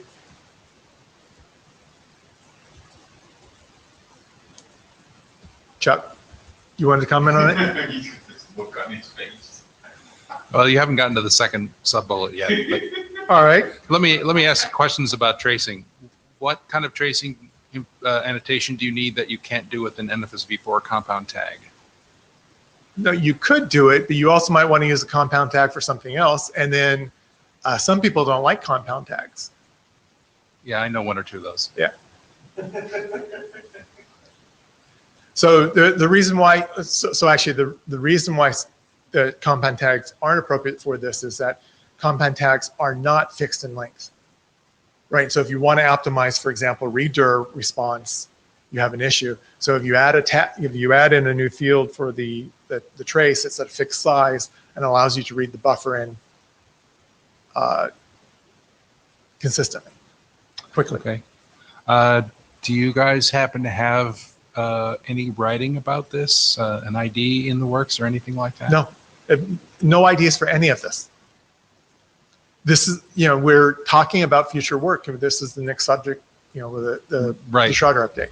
Yeah, the conversations we've had before suggested that you have a format of the tracing information that already in mind, and I'm just wondering if it'd be appropriate. 64-bit ID. Right, appropriate or possible to write a 5-page ID that describes this. It won't be that large. Yeah, it'd be, yeah. Okay. I'd like to see that. Yeah, I would too. I'll commit to trying to do it. Thank you. Okay, and now I'll wait politely for you to get through the second bullet. We all read it. Go ahead.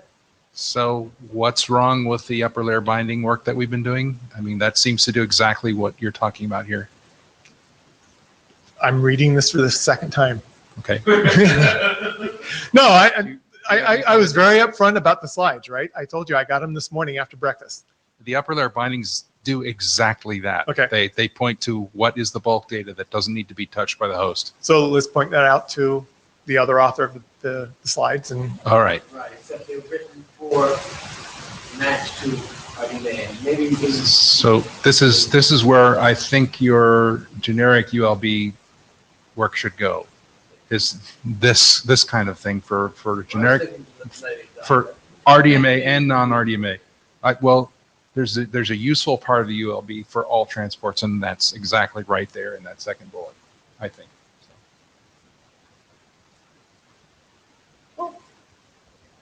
There's no next. And she says, where net? I don't understand that. I typed it. David Black was going to say, I like the typo in the slide footer that made it through the spell checker. Oh, that was me. Or typing. Thinko. Can't go back to the previous slide. Which kind of atomic can?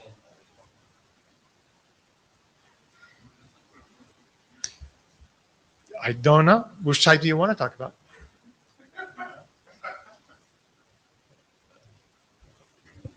Just Okay. We're okay.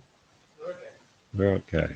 I just want to say, Tom, thanks for putting up with our no heckling. problem. But I think these are all important issues, and I'd like to see some progress on them. Right, and so actually the point I wanted was I wanted the slides available so that we could start discussing them in the working group, right? I mean, that's at least a kickoff. Thank you. Thank you. Mr. Novak is up. Okay.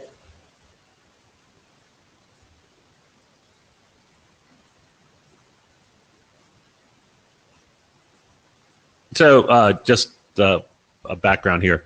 So Dave started the discussion on the mail list for with the observation that our charter is a bit dated compared to the work that we're doing in the working group, which hasn't stopped us. So Dave took a stab at basically defining the wording for a new charter. And I appreciate all of the work that Dave did for that. And we will present it now. Okay, well, this is, so as Bibi said, we've been doing a lot of things that were not in our charter.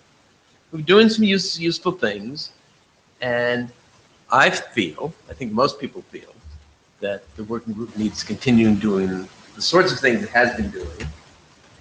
And it is a fact that all these things are outside the current charter, and I think that means the current charter needs to change.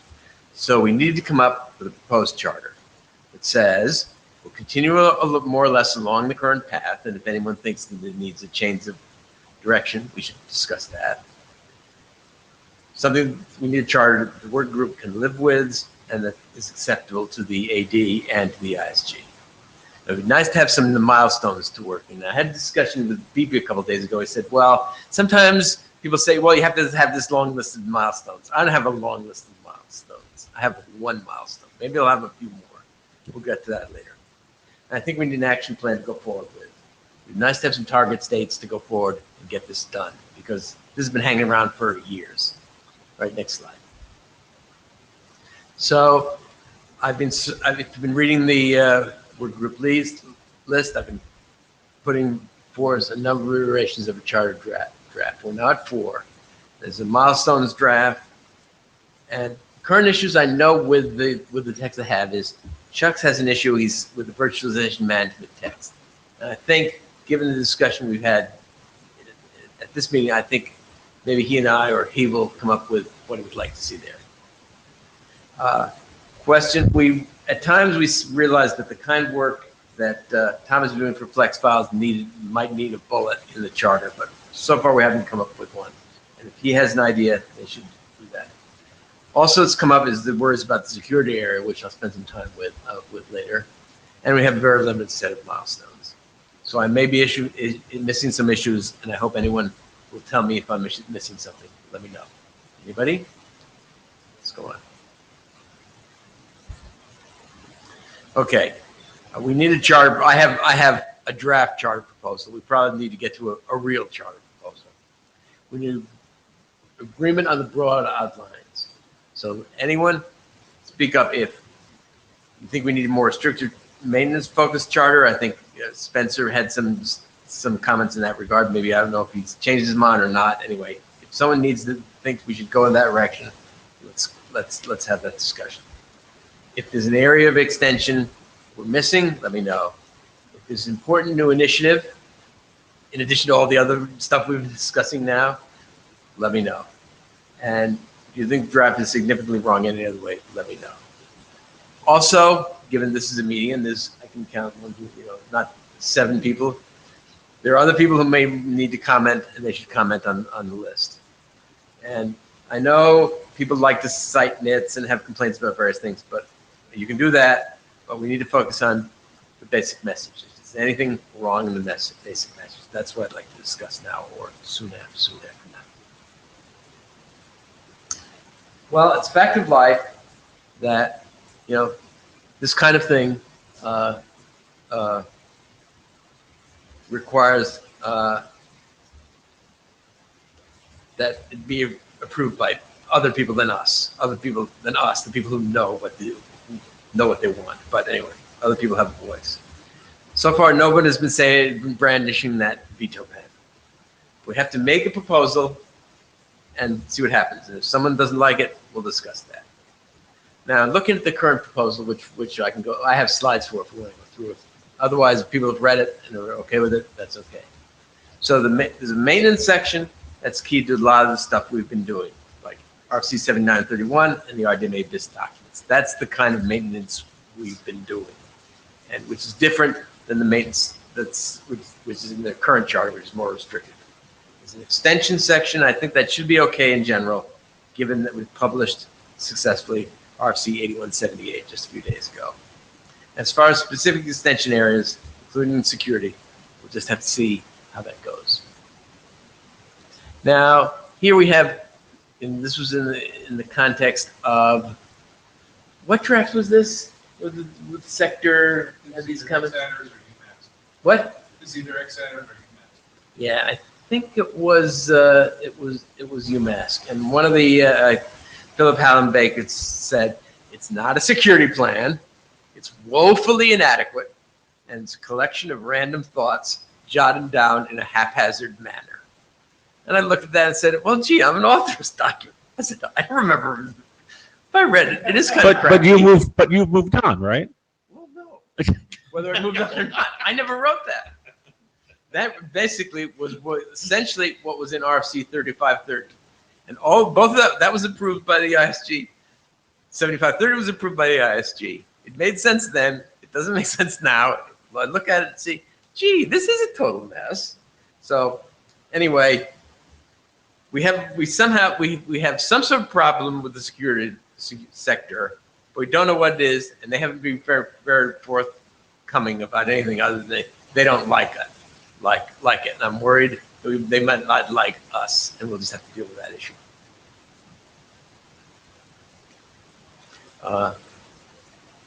So we can go on now. Okay, so how do we address this? Well, for the first step that I don't know exactly what to do, but the first step is that the charter allows us to address these issues, whatever they turn out to be. So that I think is what I'm focusing on now. And we might need to provide specific security improvements to address the existing weakness. But to do that, we need more specificity from the security director about what their concerns are, and I haven't heard any yet. We also need general working group agreement that we can address these issues, that we have the ability and the bandwidth to do that. And so I've laid out possible things we might want to do or might be able to do, and we also need to, I hope that if security director wants something specific, they'll tell us what it is, and we can arrive at something acceptable. Anyway, next slide, time for next slide. So in the charter proposal, in the maintenance section, as added reference to addressing the ISG expectations. In general, ISG expectations about documents may change, and this is an area where apparently they change. They're happy with the security. 3530 approved that, 7530 approved that, 5661 approved that, and now and they say they don't like it. So, so in the extension section, one of the possible things I've referred to as more effective responses to security challenges. I think that was originally Chuck's text, and I think that will one possible way we could do that is say that, geez, these ISG expectations may reflect those security challenges, anyway, it would be nice to have at least one concrete proposal for security-related extension, and I have some possibilities. All right. So, possible things we might do in the security area. Well, explain better where we are and why. Let's sort of redo what we should have done, we might have done in the security considerations. It's get rid of the fact that it's formless. That the idea would be, if necessary, to respond to one specific sector criticism and find it to be enough to satisfy them, but it would. It appears that some of the people in the security directorate think that somehow NFS is officially NFSV4 is the IETF Internet Approach to File Sharing, but it's not really. It's basically a LAN protocol. It's been a LAN protocol, and so I just wanted to clarify before we go on. This is Chuck Lieber. Are you talking about what we're going to put in the charter, or are you talking about actually writing some IDs that would explain these things? Well, first I was thinking of possibly. First I'm thinking we will put something in the charter. I think that's there. Secondly, I'm wondering if we'll get some pushback from, and then what would we put in IDs to address that? So that's conditional. All right. So one of the things that they might want, I'm trying to figure out what they might be asking for. So one of the things is usage of NFV4 in non-LAN environments. There isn't much of that. Not very many. Lots of people still use Office. People who use Kerberos typically do not use it with encryption.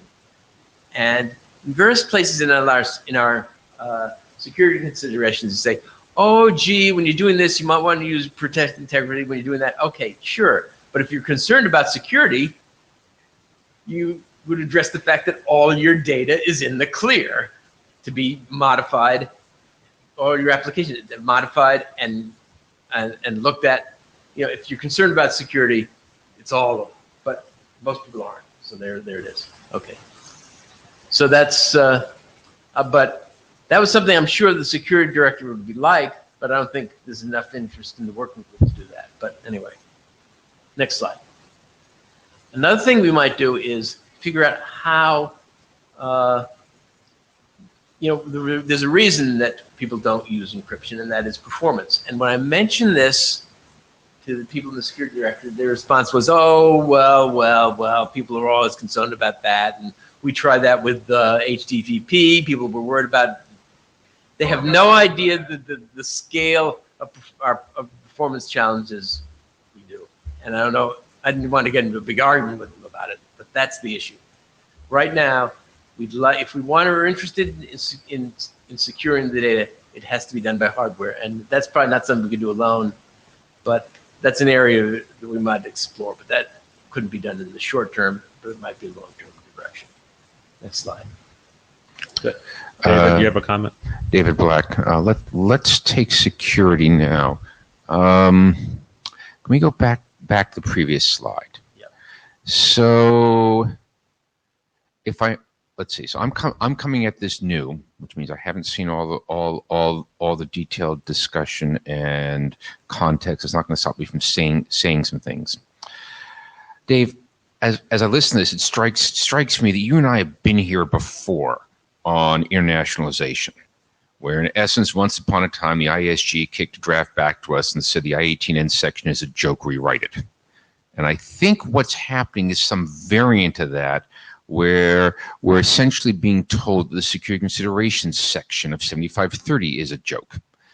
And what is probably sufficient is a doc on security that essentially starts out to rewrite the 7530 security considerations. Now, one of the interesting things that might help here, although it's a double-edged sword, in the transport area, we've managed to come up with a applicability distinction between the public capital I internet in general and controlled environments. It is possible to write protocol specs that are safe for controlled environments, but are subject to significant additional restrictions in the capital I internet. We've got one worked example of that in GRE over UDP. Now that said, I don't know where the security area is going to be on this, because it's quite possible to come back and say that your security has to be for the public capital I internet full stop. But what I'm going to suggest here is I think what would respond to security area would be, in essence, signing up to do a draft that rewrites the security considerations section of 7530, particularly now that you've done the archaeological dig and said, well, it actually was the security considerations from 3530 with the first digit changed. Okay, well, I think that's doable, because it's not rather than public. I have a start on that, so I yeah. Well, Dave, I suspect I'm signing for this copious spare time. Dave and I somehow managed to get the I-18N stuff redone when it bounced, and that suggests that having been through one of these exercises, maybe just maybe we have a chance of taking on a bigger one. Okay. All right. Next. So maybe that disposes of the security. Well, I don't know that disposes of security, but I would. That would certainly be if you want to do something that will, in essence, convey the notion that we have a clue to the security area. Signing up for a draft that rewrites 7530's security considerations and updates 7530 with the rewritten considerations would be a solid thing to do. Okay, noted.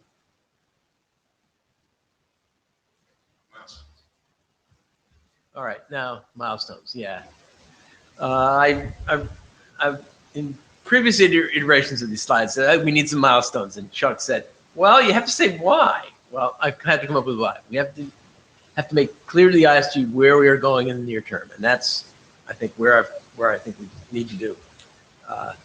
So right now we have only one milestone, as you'll see later. Okay. Let me So- step back and see that one milestone.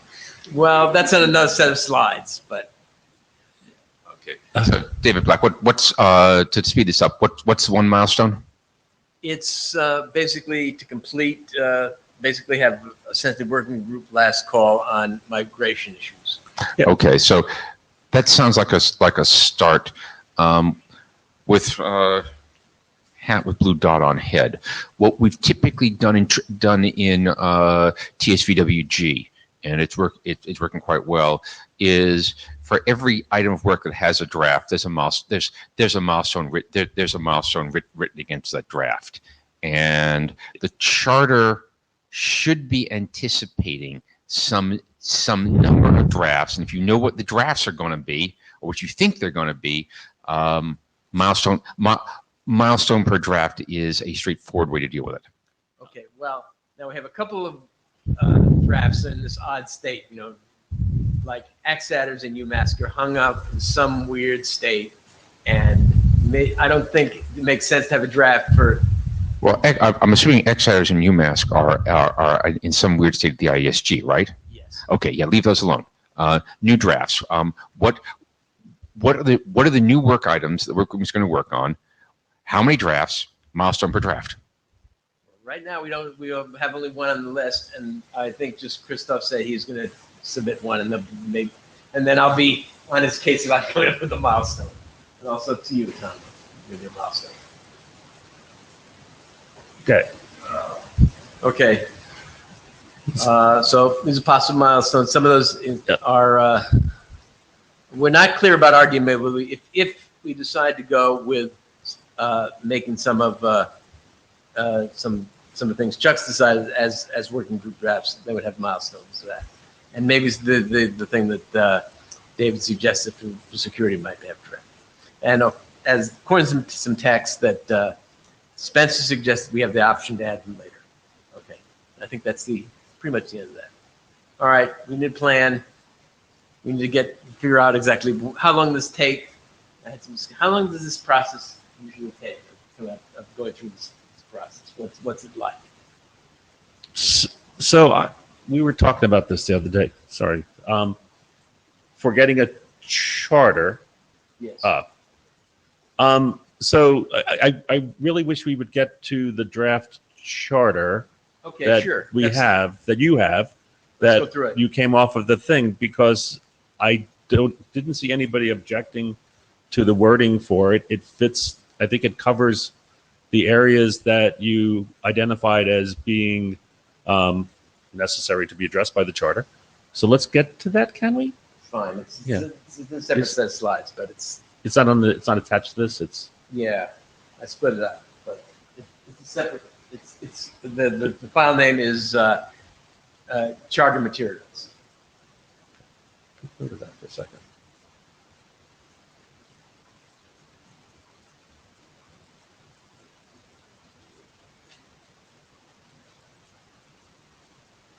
All right, so, all right, this is basically, I've power punctualized the existing draft.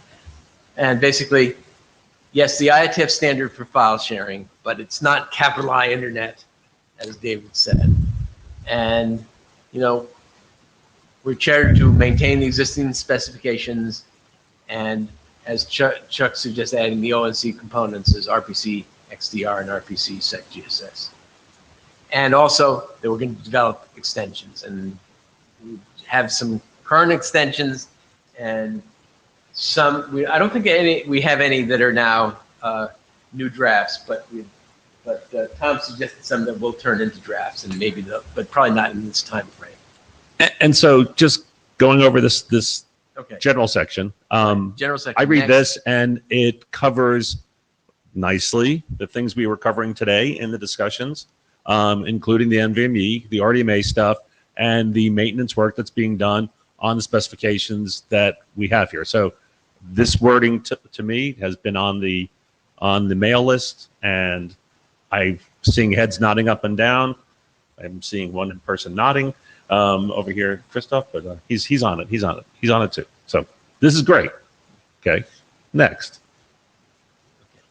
All right, next. Okay, so the maintenance section talks about specifications up to clarifications and corrections and vetting of issues in errata and improvement changes. These are all stuff everyone knows and we've been doing. That's not, none of that's fun. The next slide has, also, unlike the current charter, it says we need more concentrated work.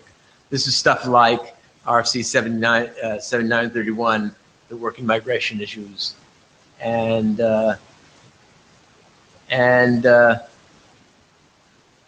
also, since version has been approved, sometime we can, if we need to make a correction in existing things, we can make an XDR change with it.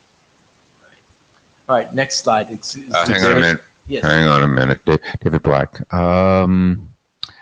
Middle bullet. I'm going to look at Spencer as I say this, and he can revise some remarks for me. In the past, I've been told that there are certain ADs who get very excited about brand new BCPs. So that's best current practice. I would recommend, therefore, that the third line of the middle bullet simply be reduced to publication of RFCs that provide editorial modification and/or technical update. Just take out best practices, lest someone misread as best current practices and get too excited. Okay, sure. Okay. All right, fine. Spencer Dawkins, responsible area director. You can always punt that. You can always punt this question to the IESG because the IESG can, including me, can make determinations on document tracks and stuff like that.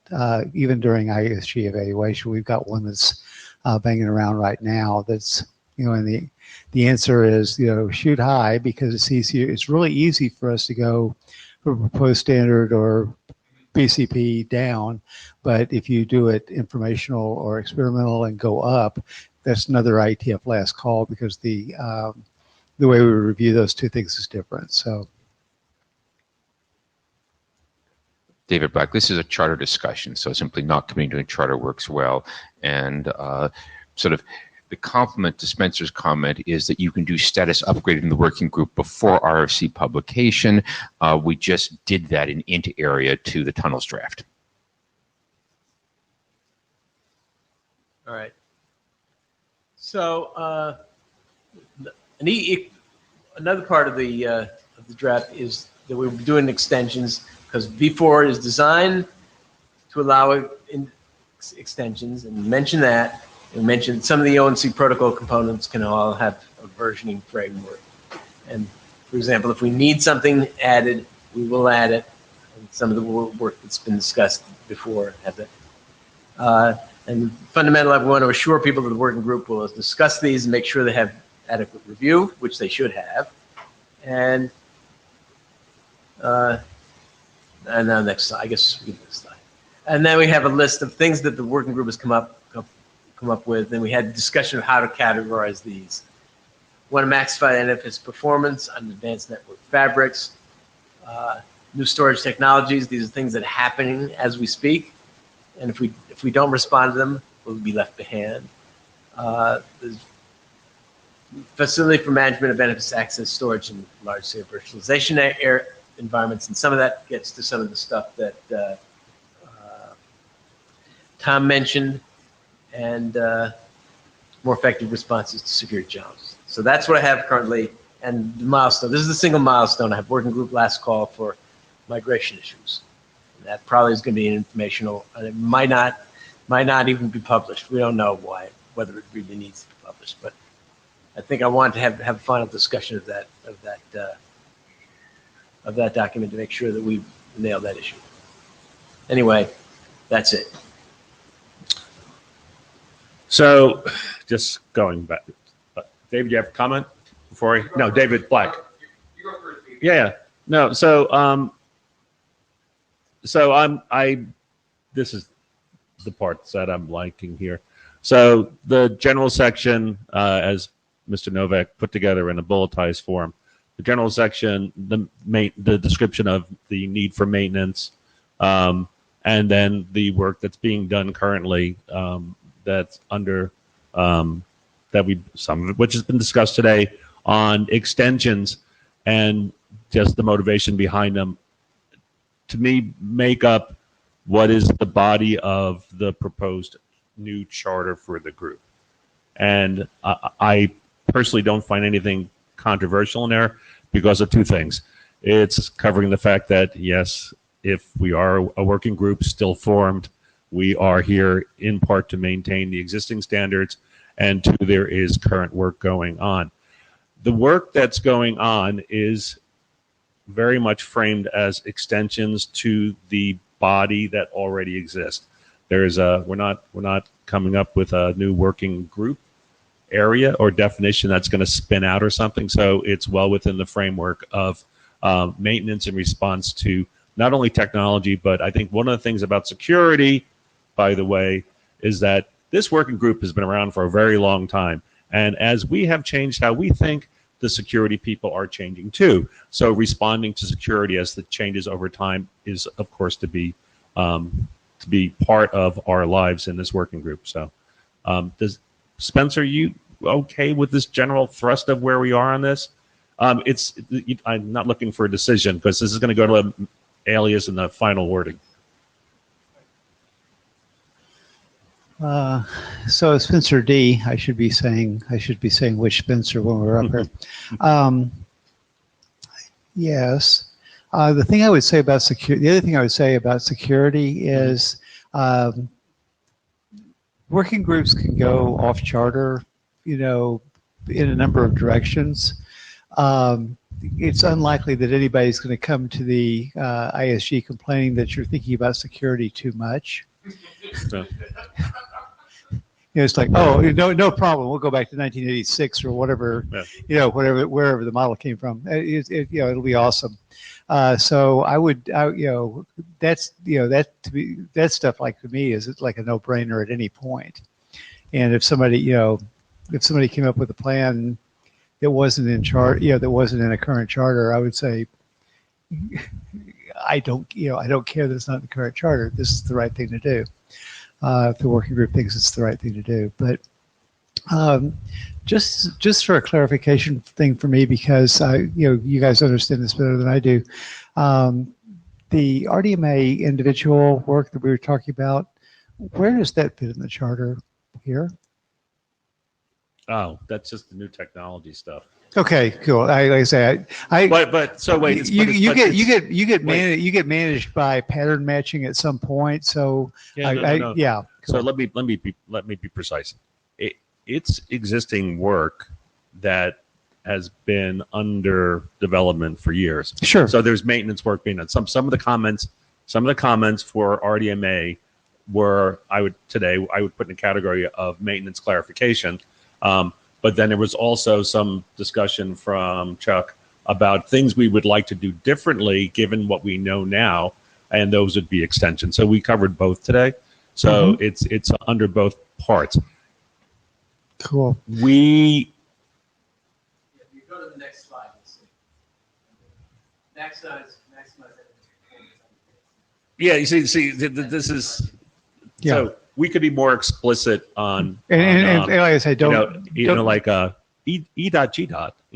RDMA and NVMe stuff, right? So and I'm fine with those. That's to be more explicit in the milestone deliverables and milestones. yes. Like I say, I'm just making sure that everything we've talked about today is in here someplace if the working group wants to move forward on it.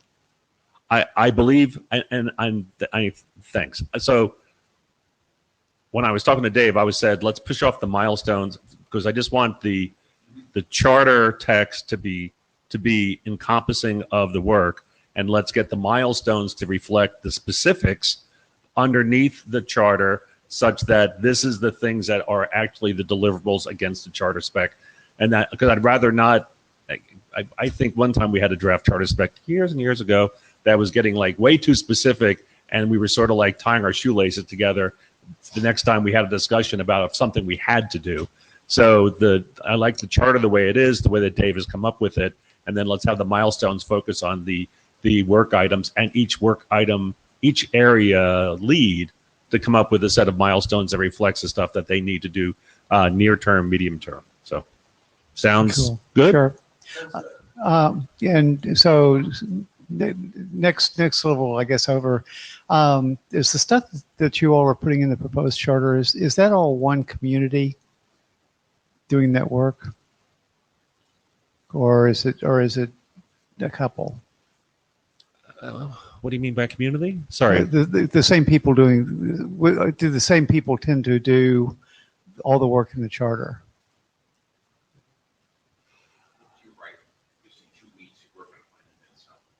Yeah. I'm sorry. Look to your left. Look to your other right. David, I was going to say, look, Oh, you're right. look to the right.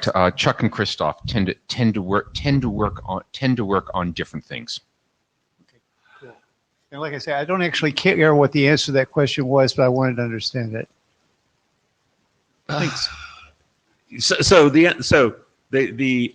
I guess the simpler answer is the people often doing the writing or doing the implementations, and Sure. and over time people have gravitated towards certain parts of the specification.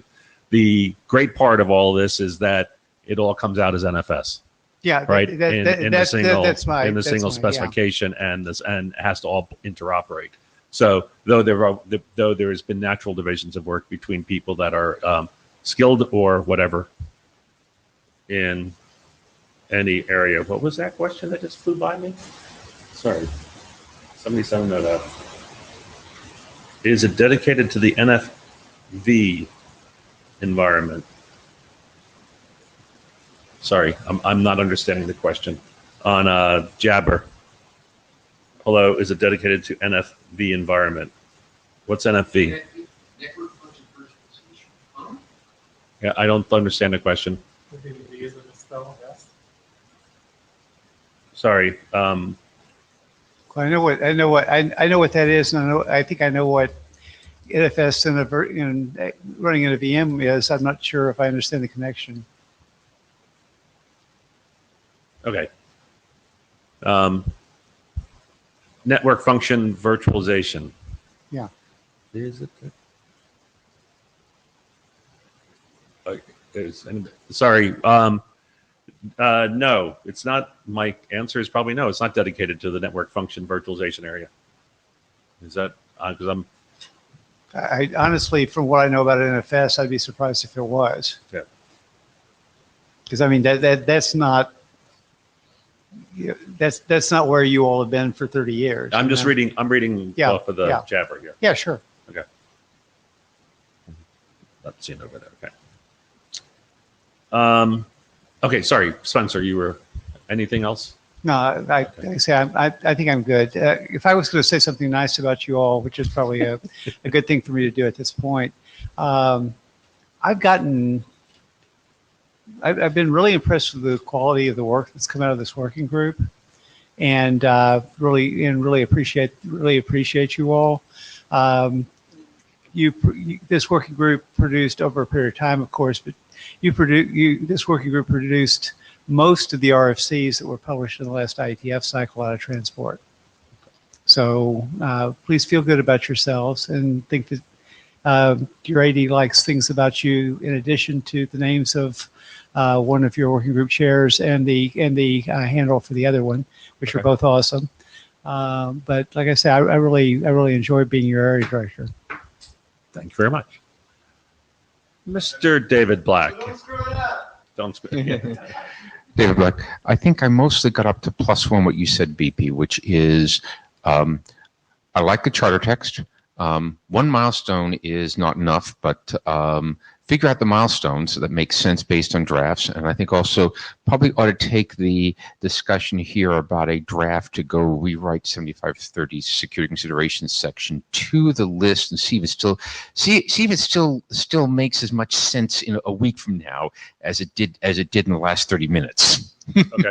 I would also want to say with my blue dot hat on, as one of Spencer's chairs of another working group, Spencer has been very, very flexible about milestone additions, date changes, et cetera. In particular, I would not view a date put on a milestone in a recharter draft as anything more than a plausible expectation guess. It's not a contract with the IESG. Lord knows how many times I've revised some of my milestones. So Spencer's going to retract everything nice he said about us. Spencer's actually going to point out that I approved 7 milestone updates yesterday for David. So, use that as you're trying to calibrate what you think flexible means. Okay. So I think that's fair. The other thing is I'm comfortable with putting the milestone and dates forward that the group is actually working on now.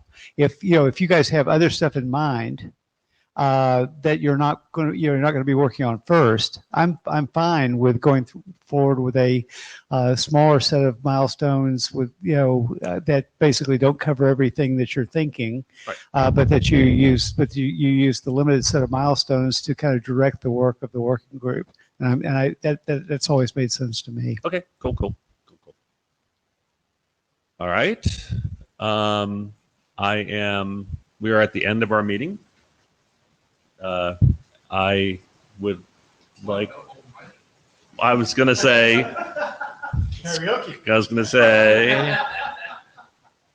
is there any additional items that anybody would like to bring up and discuss? I think I'm going to get the minutes out, identifying some people who need to get some stuff out.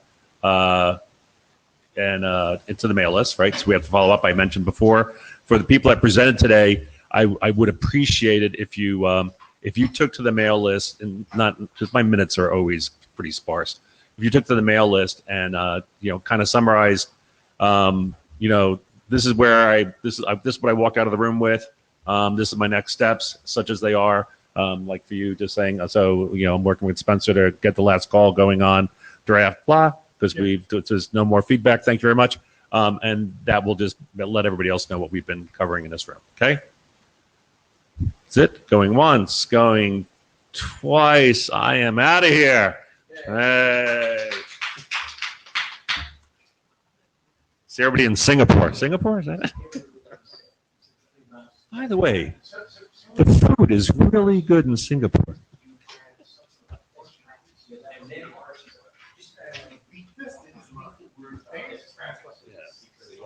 I got this.